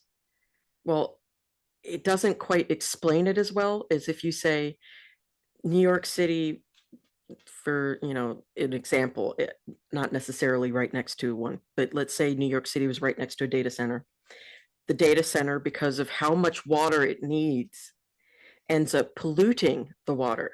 Now, if all of New York City is using that water, then all of them are getting contaminated water that affects their body's, ability to handle environmental toxins, making it then easier for them to have higher asthma rates. And, saying it like that, I think makes it clearer for people, connecting the dots for them, because a lot of people either just don't have time to read it, or just don't have the comprehension skills to understand it. But if you can constantly kind of show them how these dots connect together, I think that'll help them understand the bigger picture better. And having different voices say those things too. Mm-hmm. And the reason, and I'm going to ask you to also answer that question, Mike, as well. The reason why I asked that question is because the thing that's not getting talked about is the people, if you are diagnosed, have a diagnosis of, a developmental disability or learning disability, and you have access to play, right? Play learning allows your brain to develop and I don't want to say overcome, but compensate. Mhm. And if you don't have access to green spaces and clean food and clean water and access to education, then you are not able to participate fully in life, because those are things you also need to be healthy, right? Like I know for me, because I lived in the suburbs, right? And I am neurodivergent, and at the time I went to a majority white school district, and I went in elementary schools, in two different elementary schools, and the second elementary school was a wealthier school that even though they did services the same, I had teachers who were more interested in me Mhm. and the help that I needed. By the time I got to middle school and high school, I was getting my accommodations, but I did not need, I was 100% mainstream, not being pulled out of class. And that was because I had other things, like I'm able to go outside and play basketball and tennis and run track, which allows my neurodivergent brain to hyper focus on the things I like to do, which is being physically active. That's one of the things I like to do, is be physically active. I get all of that out, I'm a good student, right? So I just want to say that, and I like the analogy there, because it's not, it's breaking it down. Mike, I want you to answer that question too. Like, from your perspective, do you think that linking, besides stats, like how do we speak to people, you know, who are just like, I don't care about that. Like, I don't want to understand the link. I want to just be able to do the things I want to do, and I don't have the money to do so. And that's where a lot of this grievance, is coming from especially young white men. How do we change that from your perspective? First, I just want to mention accessibility is like a big thing that we always talk about on the podcast. So important for disabled people, and so important for everyone out there to understand what accessibility means to people. It's not always just about a ramp and the simple things like that. There's a lot more to accessibility than what the really generic definition says it is. So you really need to help people understand and make sure everyone understands what accessibility means, what you need, and what other people need.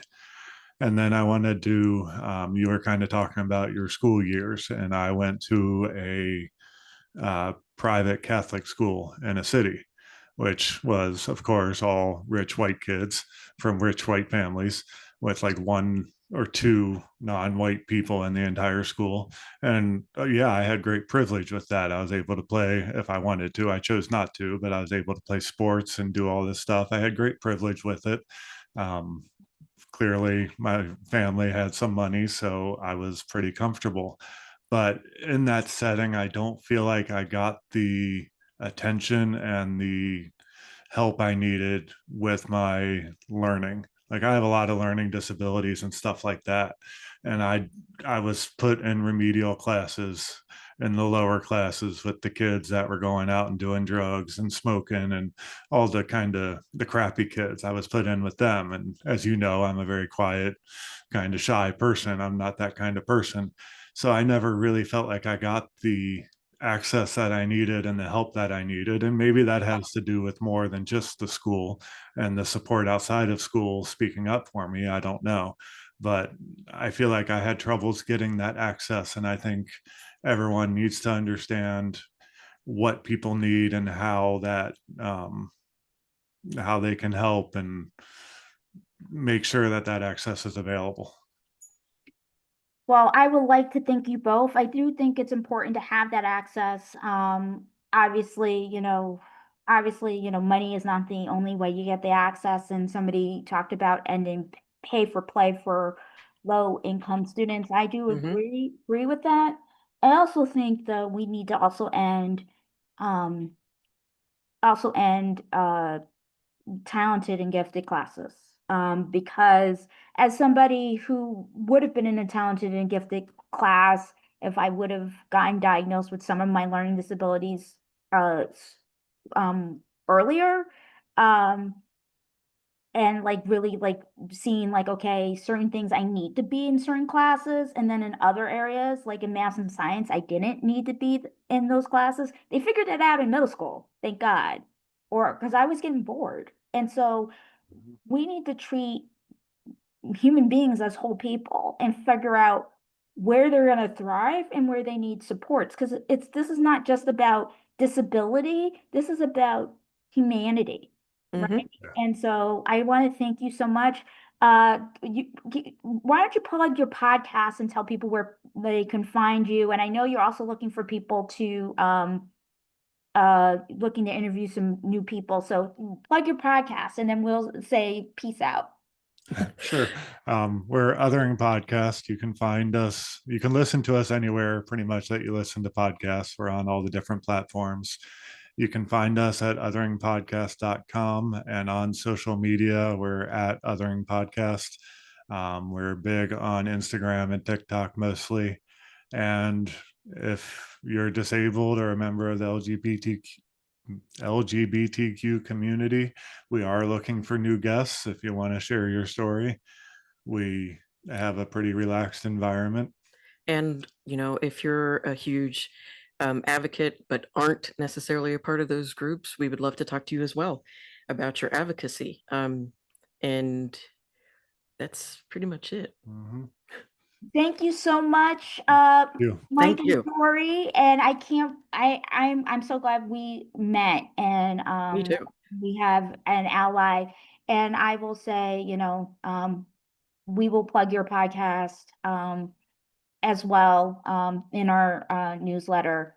Nothing about us without us. So thank you so much. Thank you. Thank you. So I want to introduce our next speaker. Alex, if you can pin Alex, please. Hi, Alex, how are you? Hi, I'm well yourself. I'm great. Thank you so much. Thank you so much for for speaking and participating. We have a mutual friend in common in TJ, so um, and I don't remember if you were part of that interview, like that whole like that series of the documentary. Like I don't remember because it's everything's a blur, but I know you are an author. And what attracted me was when you're a scientist, and math and science were my favorite subjects when I was in school, especially or science and biology. And so I am so grateful that you took the time out of your busy schedule on a Saturday, and not knowing me from Adam. But we are in this fight together as neurodivergent individuals, and we got to have each other back. So I am going to let you talk, and thank you so much, Alex. Thank you so much for inviting me. So, the title of my speech is I Am Not a Tragedy. Good day, everyone. My name is Alexis Tolliver Thompson. I am a Black autistic scientist, author, and digital accessibility specialist. As a physical descriptor, I am a Black non binary person wearing a blue and white collared dress with paisley print, and I have a shoulder length black and blonde dreadlocks, and I am wearing large black bifocals. I am proud to bring all of these identities with me to every space that I enter, and I'm honored to share this space with you all. I spent over a decade in the neuroscience research group, and I also do disability advocacy using storytelling, data, and policy to challenge systems that were never built for people like us. I'm a researcher in a disability health at the Disability Health Research Center at Johns Hopkins University, where I focus on the intersections of race and autism. I'm also the author of Everyday Black Disability, a children's book that celebrates the brilliance, resilience, and everyday joy of Black disabled lives. But why am I here today? Because a dangerous autism registry is being proposed by a man who has built his platform on bigotry and misinformation, RFK Jr. RFK boldly labeled autism as a catastrophic tragedy. He insinuates that we are broken, that we are unable to contribute to society. And to that, I sit here today in my full identity and I proclaim I am not a tragedy. The proposed creation of a national autism registry raises scientific and ethical concerns. As a scientist, I question the integrity of this registry wholeheartedly. Why? The proposal originates from an individual who has consistently propagated harmful pseudoscience linking vaccines to autism. This claim is widely refuted by a global consensus of scientific and medical bodies. As a Black autistic scientist, I'm here to say this registry is not about research, it's about surveillance. It's built on false science and rooted in the same medical model that has historically tried to pathologize people like us, to try to fix us instead of respect us. And I'm here today to demand RFK, put some respect on our name. This registry is not about understanding autism. It's about controlling autistic bodies, especially Black and brown ones. I refuse to let science be weaponized against my community once again. Trigger warning, state violence.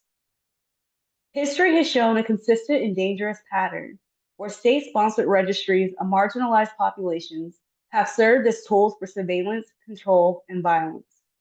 In the United States, state disability registries were instrumental in eugenics programs that resulted in the forced sterilization of over 60,000 people. This pattern of targeting is not just limited to disability. The Lavender Scare utilized lists to facilitate the barring of LGBTQ plus folks from the federal employment. The FBI's COINTELPRO initiative relied on surveillance lists to harass and dismantle Black liberation movements.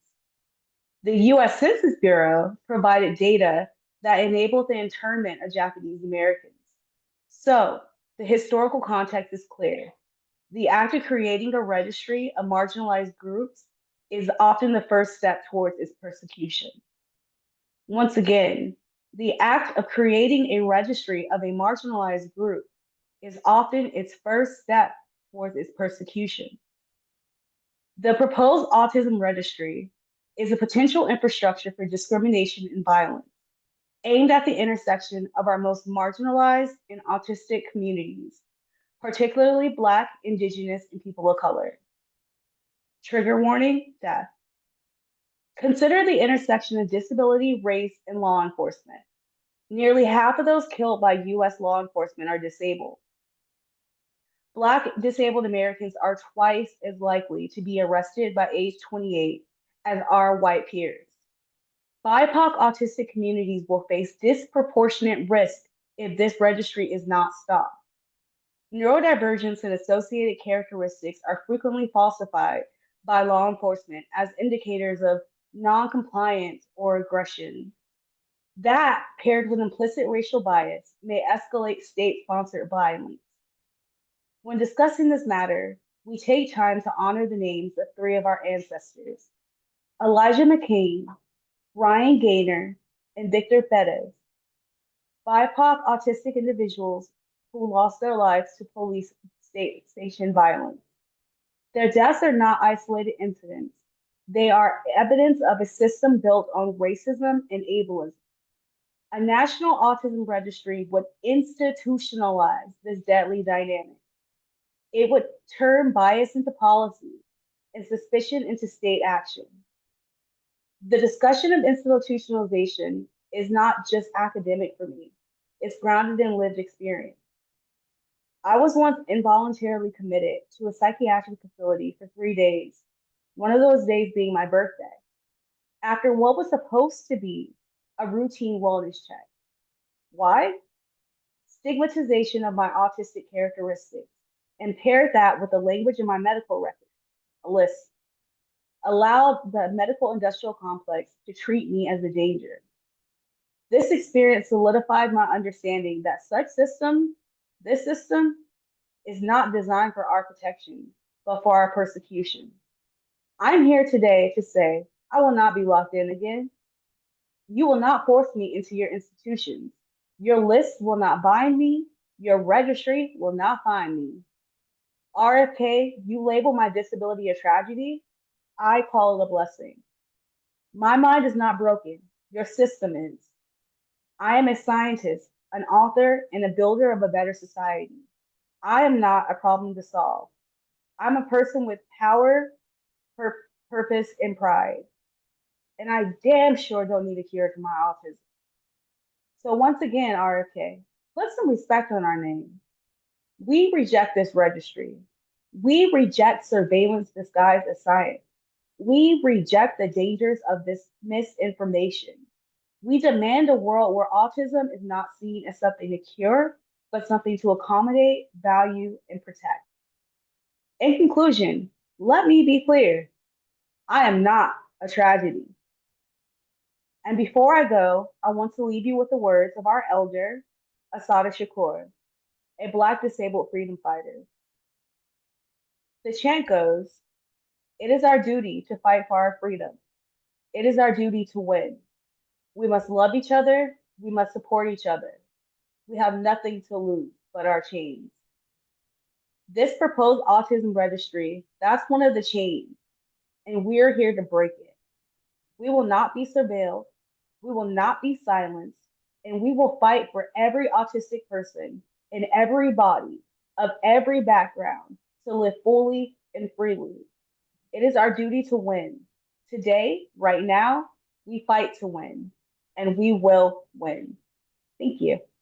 Before you go, Alex, I want to thank you for highlighting some important statistics, and that was also part of my concern is that certain groups are going to be more targeted, and we already know that 50% of violence from law enforcement are people with disabilities regardless of race, right? And the fact that they want to use a registry and build a registry on Medicaid and Medicare information who disproportionately impacts people who look like us, right? Yes. Like the people who use Medicaid and Medicare information disproportionately look like us.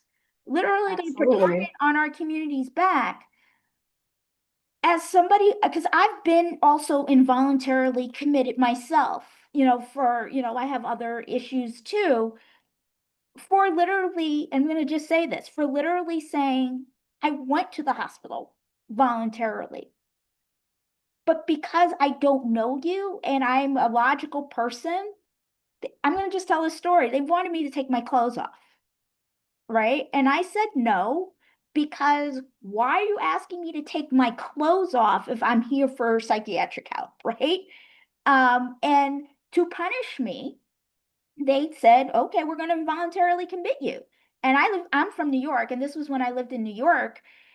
And I literally said, okay, I played the game for 2 days. The third day, I called an attorney and I said, if you do not get me out of this, once I do get out of this, my family will sue. They understood lawsuit because this was a private institution, not a state institution. And I had to basically say that I had a family member who works for Department of Social Services and who can put some pressure and say, you did this to my family member. I have the levers of power to call the state and institute an investigation. That's the only reason why I got out from underneath the involuntary commitment and an apology. They're like, oh, we're sorry. We didn't realize that you had trauma. And I'm like, I've been hospitalized before. You don't need to see me naked. You could just ask me, am I a cutter? And I would have told you no. They were saying they need to see if I was a cutter or not. I'm like, that's not in my history. You wanted to do what you needed to do and control me. And as they used to say in the 90s, in Living Color, homie, don't play that. And you got the right Puerto Rican and Black gender non-conforming gay woman on the wrong day, because I know what my rights are, and you don't have a right to do that. And I'm really sorry you went through that. And thank you so much for sharing your story, because people need to hear that your education and your access to power is not going to protect you during this time either. No. So thank you so much, Alex. Thank you. Thank you. So I want to introduce Congresswoman Ayanna Pressley. So I'm going to be transparent here. I am also her constituent. And so I just want to say that. And I want to just say from the bottom of my heart, thank you so much for being here again and standing with the disability community and taking time out of your busy schedule. I know you would rather be with your husband and your daughter than on a beautiful Saturday. I don't know if you're home or if you're in DC, but it's pretty beautiful here in North Cambridge. Not raining, at least. Your staff, and I know you answered my question at the town hall. That wasn't even going to be the question I was going to ask you. I was actually going to ask you about the Medicaid cuts, but RFK's makes me cry because it makes me so angry when he said that people with autism is a tragedy. It's my niece. My niece is on the spectrum and she does not talk, but she is smart and more compassionate than she has more compassionate in her tiny 6-year-old little finger than these thugs and criminals in office. I had a whole thing prepared. I'm sorry, I'm crying, but Oh, no, please. I'm so sorry. I'm angry. And your colleague, Jasmine Crockett, said he's loud and wrong. Yes, he's loud and wrong, but he's also dangerous. And the thing that scares me, and the reason why I asked the question, is because nobody's talking about it. No one's talking about it. Everybody's focused on what's going on with what I call the big thievery budget bill, but the audacity, you're going to take Medicaid and Medicare information and apps, and you're cutting the program to build a list to surveil people. And so for me, I just want to thank you for that. And I'm gonna do a quick bio so people know who you are, who are not in Massachusetts 7. So I'm gonna say Massachusetts 7. I don't know all the cities that cover Massachusetts 7, but it's Boston and Cambridge and Somerville and some of the immediate surrounding suburbs. And Congresswoman Pressley is an activist, survivor of sexual assault, a member of our disability community, and literally promised, and she didn't have to, she literally promised everyone in that room, if this was happening, that she would stand with us. And it's happening. So I'm gonna let you give your speech. I'm sorry, I'm just like a little bit emotional. I wasn't planning to be emotional, but I want to thank you so much. You have no idea what this means to me. Your state colleague from Pennsylvania, Abigail Salisbury was here earlier and shared about her experience. And we are recording this, so I will send you the full recording to your staff later on so you can watch it. And she talked about something that you always mention to us as your constituents: humanity. Don't forget about people's humanity. She talked a lot about that. And so thank you for seeing my humanity. Your staff sees my humanity. And thank you so much. Okay, first let me just say I am a brown-skinned Black woman. I'm bald. I am wearing big silver hoop earrings and fuchsia pink lipstick and a white blouse. And lady, I want to just say, yes, I see your humanity, but I also see your strength. I see your power. I see your impact, your effectiveness as a leader. And I just want to center that because, Dr. King posed that urgent question: where do we go from here, chaos or community? And chaos abounds in this moment. Callousness, cruelty, and cluelessness about real people and real struggles. And so it's important that we continue to choose community, because part of the goal of authoritarianism, of fascism, of a dictator, is for people to feel alone. So it's so important that we are creating community.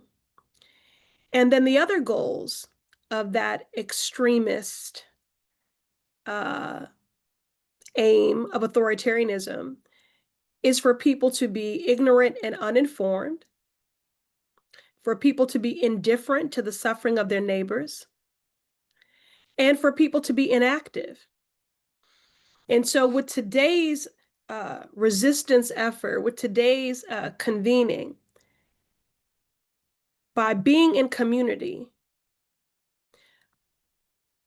by sharing information, by fostering and demonstrating empathy, these things in and of itself are radical work, are a radical act in the face of this extremist march towards authoritarianism that is wrapped in some AI-generated flag of patriotism and faux faith in God, when it is godless and ableist and racist and rogue and lawless. So I'm so grateful to you for bringing us all together. I will not be on here long because when I'm in the presence of Naita and the people that she normally is bringing together, I'm a student. I'm learning. But I will offer just some very brief remarks. And again, I thank you for the invitation. And it's always good to be with my community, even virtually. Although I look forward to an opportunity when we can all be together in person.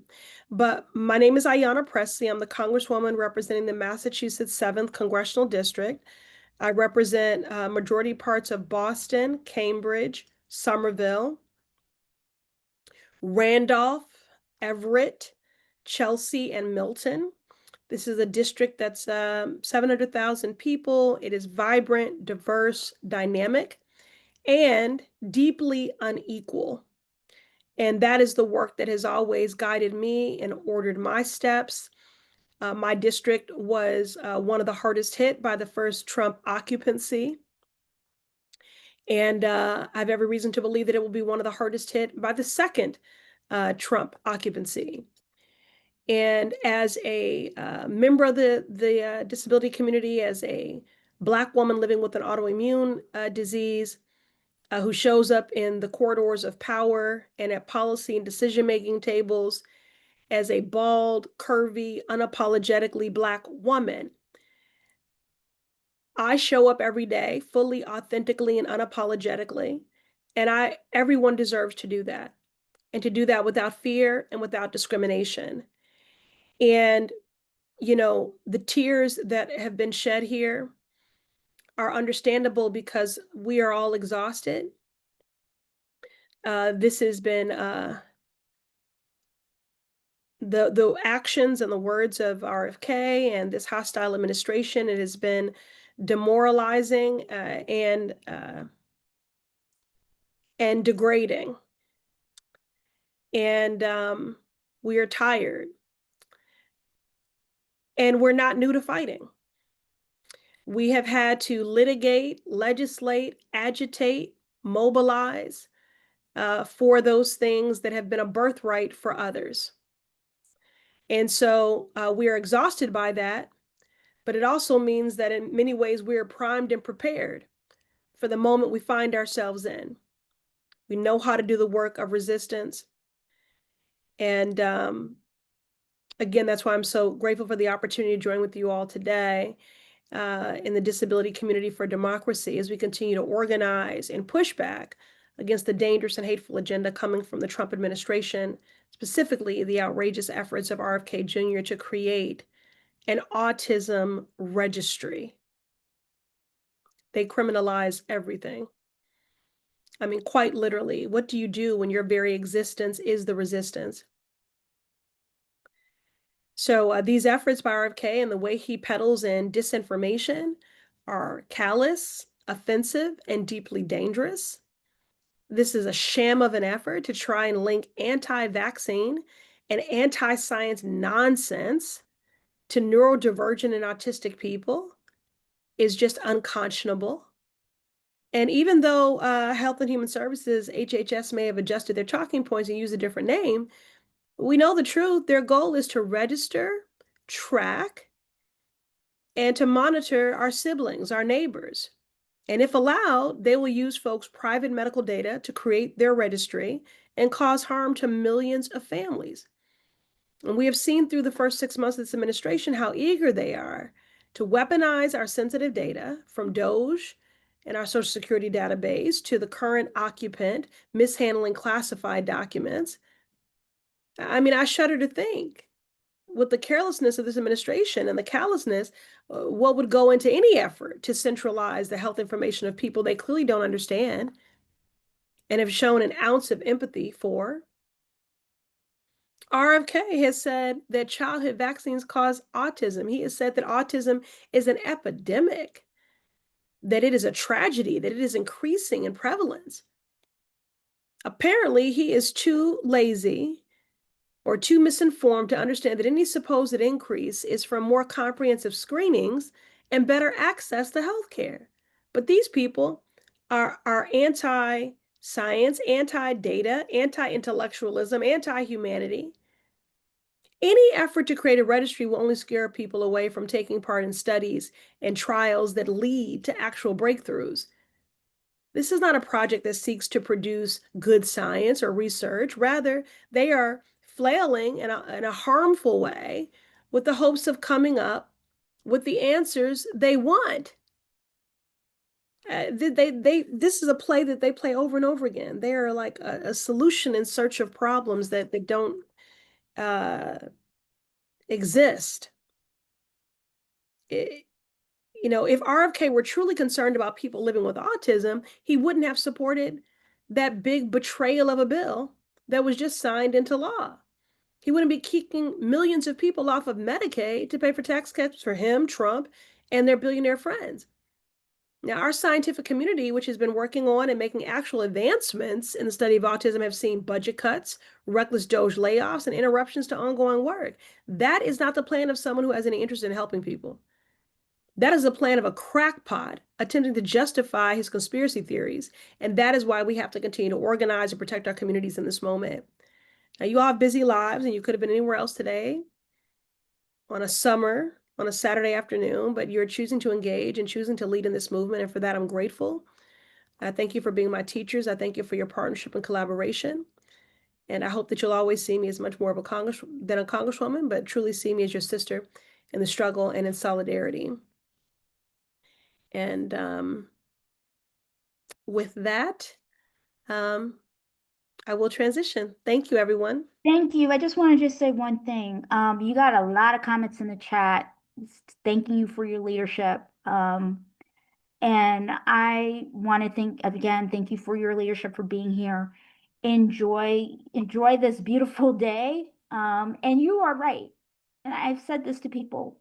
If he really wanted to figure out a cause for autism, you don't need a registry to do it. It's not scientific. He would not have supported the cuts that are happening and also cutting the budget again through the FY 2026 process, through the appropriations process, and also doing the clawbacks. Nobody's talking about the clawbacks that they're trying to do, which they have to do by the 18th, which is going to be money that was appropriated by Congress. They want to take that money back as well. So they don't care. They want to say people with autism, people with disabilities, Black folks, and as you say this all the time, this is wrapped in anti-Blackness. Ableism, homophobia, transphobia is all wrapped in anti-Blackness. And if people can't see that, I don't know what to tell them, but we need to come together and be unified. And you don't have to understand autism to respect somebody's humanity. Well, And they are going to understand, Naida, because we're going to share this video. Okay. We are going to, that's the reason they're going to understand, because you're making sure they understand. That is right. That is right. And when your staff asked me, is this going to be recorded? And I said, yeah, we decided to record it. We weren't going to initially record this. We decided to record this yesterday. So your office will be getting a copy. And of course, I know I email your staff pretty often, so you will be hearing from me again about this issue soon. Thank you so much, Congresswoman Ayanna Pressley, and I love you too. And you got somebody in the fight, because as my mother would say, you choose the action, you choose the consequence. They chose this autism registry. We're gonna stand 10 toes down and say, you can't do this. I don't care what language they're using. It's still a registry. They're not playing in our faces. And I was born at night, not last night. So thank you. So our last speaker, but not least, Janessa, can you bring up Janessa, please? Jasenia. Can you turn on your camera? You have My camera is not working. I was working for a moment when we were testing, but it's currently not. Uh-oh. Yeah, like you can see it's flashing, but it won't stay on, and I can't. I tried logging in from my phone, but it won't let me. Wow. Okay. Can everybody hear Jasenia? Jasenia, I'm sorry. Good. Yes. All Okay, right. we're gonna have to do this just audio then. And I'm sorry I mispronounced your name. That's okay. I'm we're rolling with it. This is part of being disabled is, sometimes our tech doesn't want to agree with us because we're using old, outdated equipment. Sometimes it's that, and like sometimes like with mispronunciations of names for me, I see it one way because of my dyslexia. So Oh yeah, no worries. apologize. All right, I am going to actually take on spotlight myself, turn my camera off, and hopefully everyone can hear. If you can't, just type in the chat and we'll work on the tech side. All right, thanks everyone. My name is Jasenia. I use any and all pronouns. I'm currently in the unceded lands of the Waco and Umanos people, colonially known as Dallas, Texas. A visual description of me, although you can't see me, I am a brown-skinned native cis woman with black hair and pink glasses. I'm laying in my bed, surrounded by squishies to hold my disabled body. Now, I'm going to say something that is so radical it could get us killed. Yes, in 2025, we are still living in a society that can't stand to hear or know this. Disabled people deserve to exist. Shocking, I know. As a matter of fact, all people deserve to exist, to be fed, housed, and cared for. The truth is, we have existed in reciprocal gifting economies with each other and the earth that didn't tie our worth to productivity for thousands of years, long before capitalism and colonization. Our worth is not a commodity that needs to be profitable to have value. Just existing in and of itself is a thing of value. No transactions required. We took care of each other because we cared for each other. Being on this planet is a gift. Every being on this planet is a gift. And what we each offer to this world is a gift, not a requirement. For some of us, that gift we give is creating art, music, designing a bridge. Those are just tangible examples, but the truth is, we are all a gift to each other. The gift we give to each other is existing and coexisting. Disabled people existing is a gift to our communities. Existing and having others know us is a gift. People existing with disabilities in our communities bring with it compassion and understanding, crip ingenuity, and even the curb cut effect, where something intended to support the disability community enhances and supports everyone in the community. Our disabilities are not superpowers, but working to accommodate our needs solves problems for ourselves and each other in an inaccessible world. From adaptive clothing and utensils to community networks helping each other source masks during the start of the ongoing pandemic, our culture is one of mutual aid. We move in crip time. And by honoring our body minds, we make space for all types, all bodies, all minds to come with us together. That includes you. We need you to care about us. We need you to fight with us. Look, I travel across the country and the world, connecting amazing disabled people and organizations together to share skills, knowledge, and to dream of more inclusive futures together. I produce COVID-safer events online and in person, and they have been all sold-out events. But as I lay here recovering from my last production and doing a speech from my bed, I want to acknowledge all our disability community who didn't make it through the pandemic, for whom the end times came now. We're all grieving. And yet we are still here, fighting for our very existence. The lack of mask mandates and COVID precautions keep us from being part of our communities right now. We don't want to bring back the days of the ugly laws where we were kept out of sight, out of mind. We need accessible infrastructure and people willing to speak up for it. The loss of having us in your community is a loss for everyone. The 10 principles of disability justice include cross-movement solidarity. We need to unite our causes because, as the saying goes, becoming disabled is not a matter of if, but when. Our fight for collective liberation is tied together. Listen, disability is not a bad word. We want to connect and find ways to do something about it now.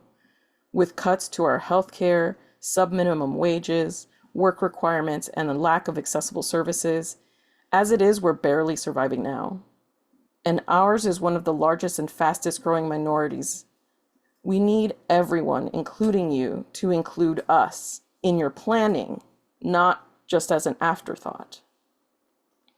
I'm autistic, but that is only one of the many multiple identities and disabilities that make up part of the complex human that I am. I am a late realized ADHDer with physical disabilities like EDS, but getting diagnosed was really hard before the current attacks on us. As part of the growing number of late in life diagnosed and realized autists, I will continue to be a loud and unrelenting autist because I will not let their lack of understanding of the kaleidoscope of autism presentations speak for us or over us. As you have heard throughout today, nothing for us without us.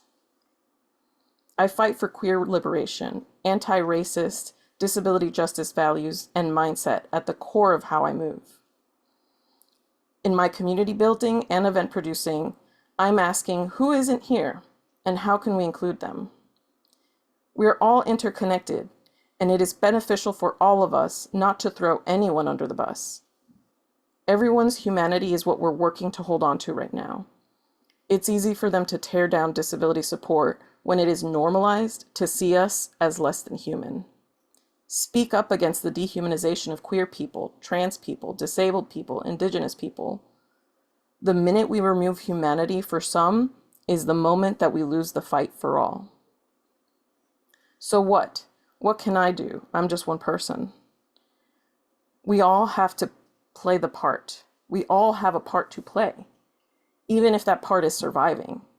As a disabled person, your survival is needed for us to be able to collectively speak about our experiences in our lives. We are here, and we will not be erased because it makes some cowards uncomfortable. Each action has an effect. Look at the words you use that might be ableist, which is based in anti-Blackness, like crazy and insane, or speak up about buildings with no ramps or accessible buttons on the doors. Start to wear your KN95 masks again and demand them in the spaces and events that you go to include us in the community again. If you make art,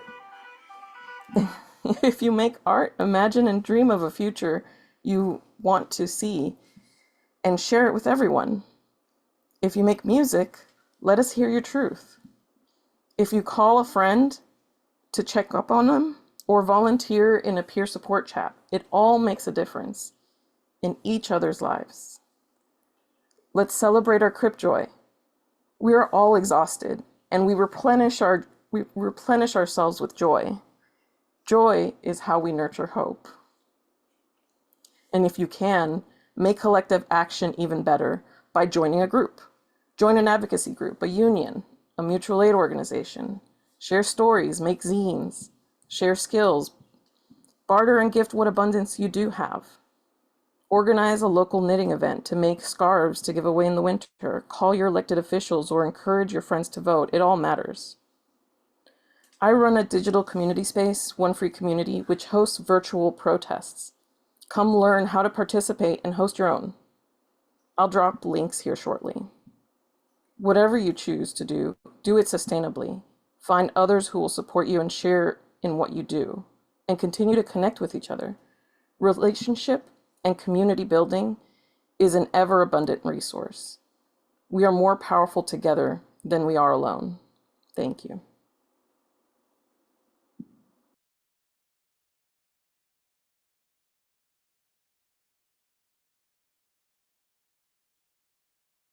Thank you so much. I really appreciate everyone's participation today.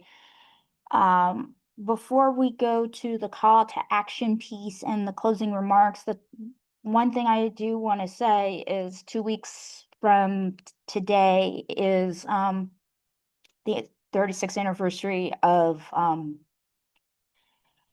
the signing of the Americans with Disabilities Act. And you can have the rage and the joy at the same time. I think it's important for us to remember that we can't let them steal our joy. We can't.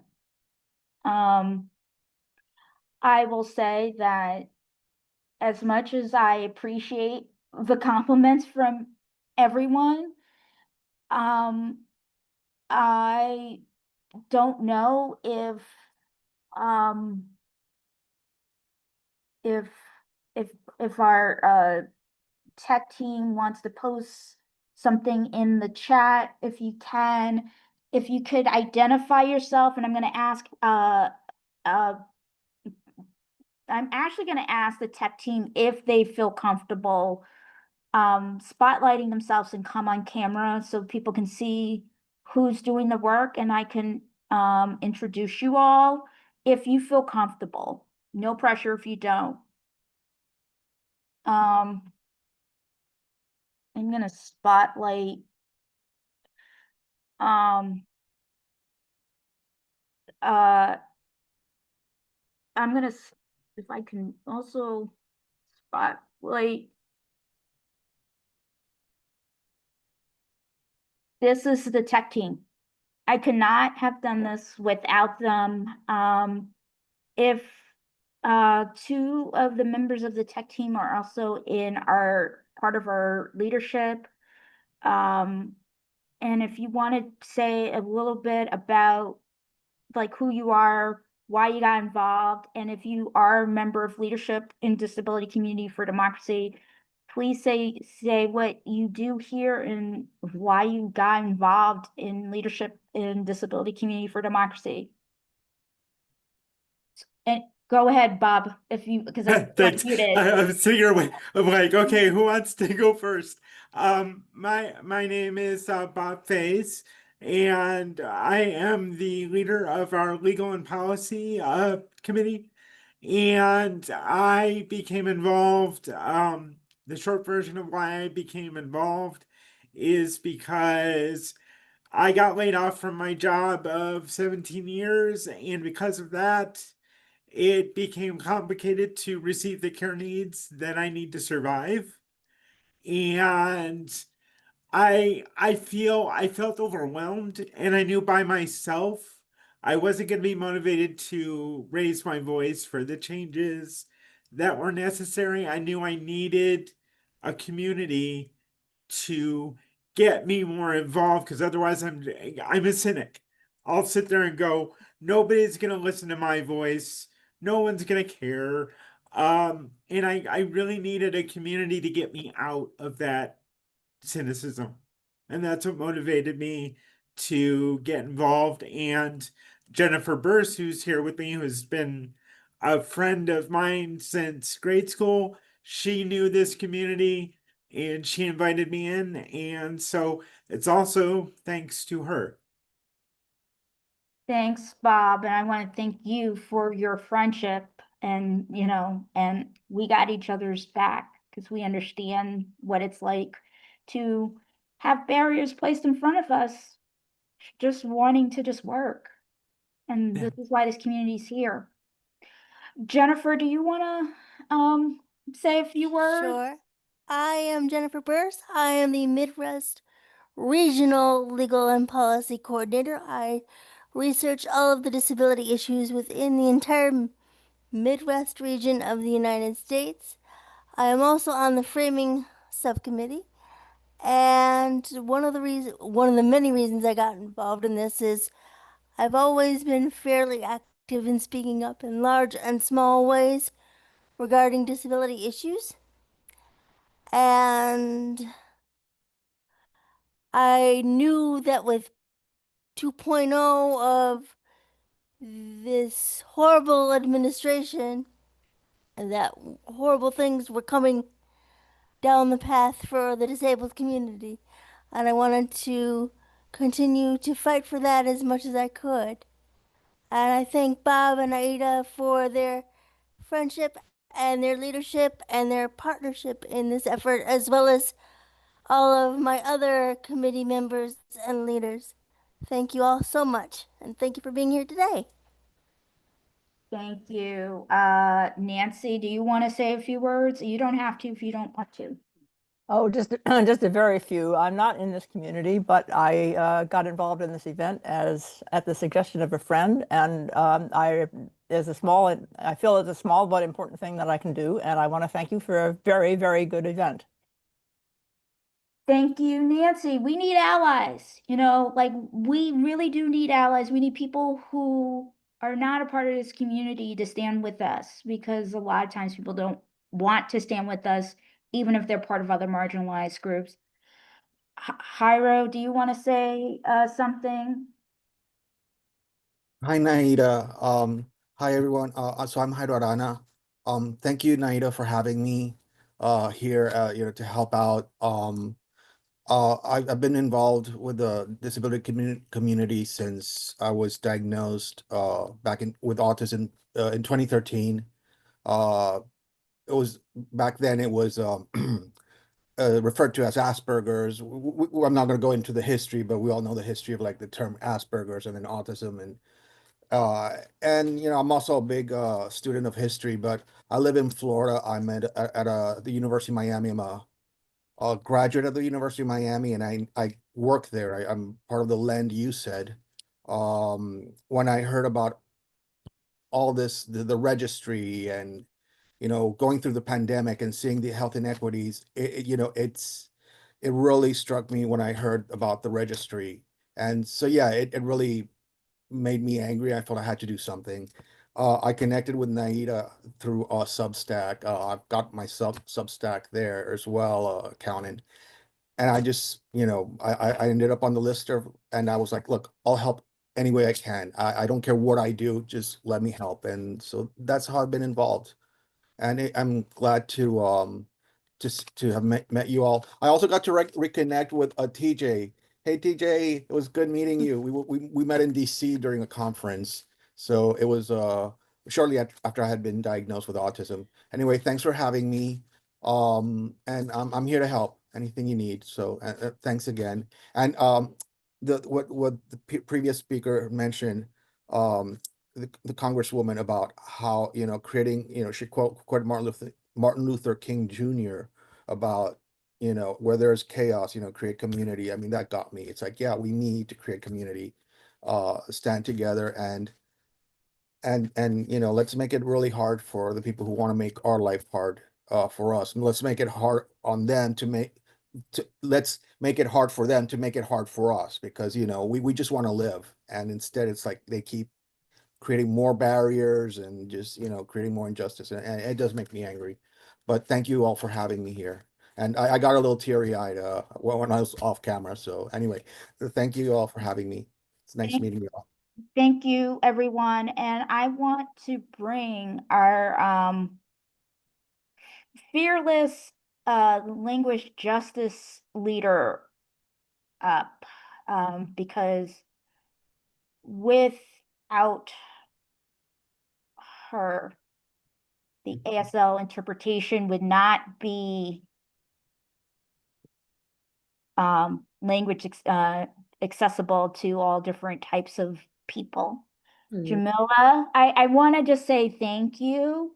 And this is what building community is about. I would have never heard of your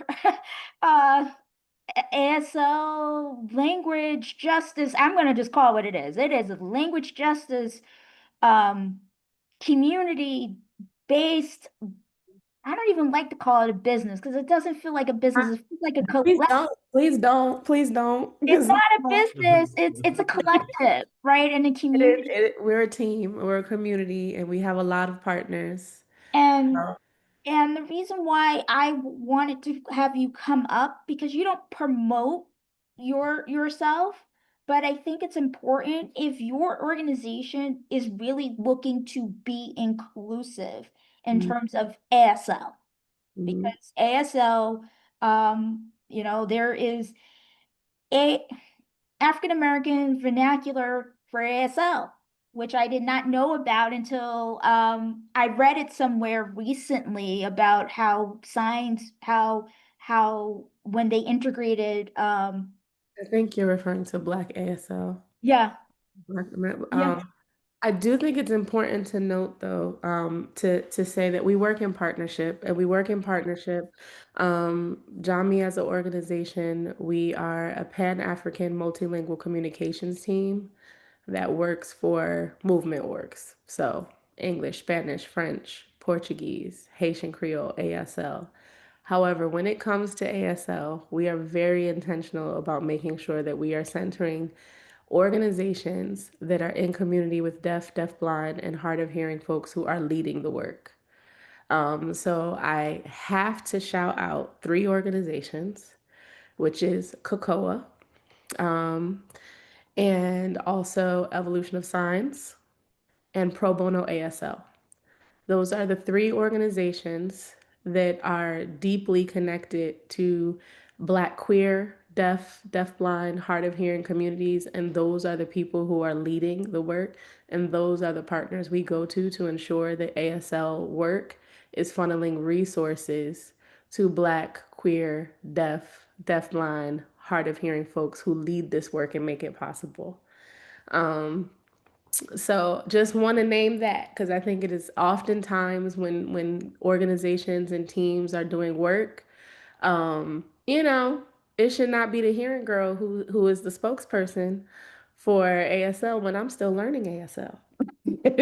Right? When I'm still learning ASL. But it gives me great pleasure to be in these spaces, and it gives me great pleasure to be able to facilitate communication for work because if we cannot communicate, we cannot coordinate. That's right. And I think the most important thing for me in terms of my, you know, my role, because I can hear, but I don't process well.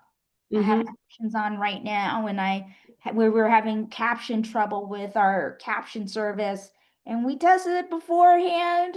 You know, it was working, and then it wasn't, and it happens, right? And you own it, right? It didn't work, but you also move on. You don't harp on it, and you learn how to do things in a more effective way. So I am excited that we are connected now. We are Absolutely.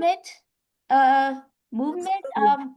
partners. I mean, in terms of the organizational work that we're gonna do, but in you cannot have enough people who are your brothers and sisters in this movement, and we need in this movement, as Congresswoman Presley said, we need to build community, and the Absolutely. way we build community is by supporting organizations that are doing the work but are not led by white presenting people. And I will always center and white heterosexual people, usually at that. I will always center people from marginalized communities with the who have the intersectionality of disability because they need to see that we exist and that our people, Black folks and Hispanics and Latinos and other or communities of color need to understand that we exist and that we don't need to hide. So if they see us, then they're more likely to say, we're gonna let you be out in the community. So that's why I like to center your work. And thank you so much Thank you so for your much. help with this and getting this together because I could not have done this without you. As much as I loved the other place I worked with, they were great. They're local to me, but to me, it's more about justice than it's more about justice at this point, not just about are we going to have interpretation or not. So thank you so much. Thank you so much. And this is how we engage in multilingual community building together because we will not get to justice. Yes, we need language justice, but we will not get to justice without community. So multilingual community building is where it's at. Thank you so much, and see you on the other side. On the other side, shout out to Vladimir and David, our ASL interpreters. We appreciate you from Pro Bono ASL. Thank you. So I just want to just end with this. There is a call to action, and I want to talk about that call to action for this. What our next steps after the rally is going to be. So, Congresswoman Presley talked about agitation and legislation, right? How can we get them to legislate if they don't, if members of Congress can't hear us, if people in the state house can't hear us? So, our next steps, and our tech team will post the information in the chat, is that we're gonna have 2 town halls in September. And the information will be in the chat, but I will refer to, well, one in September, one in October, excuse me. The first session will take place on September 22nd from 7 to 9 p.m. Eastern time. And then the second session will take place on October 4th from 3 to 4, and that's a Saturday. And the first session in September is a Monday.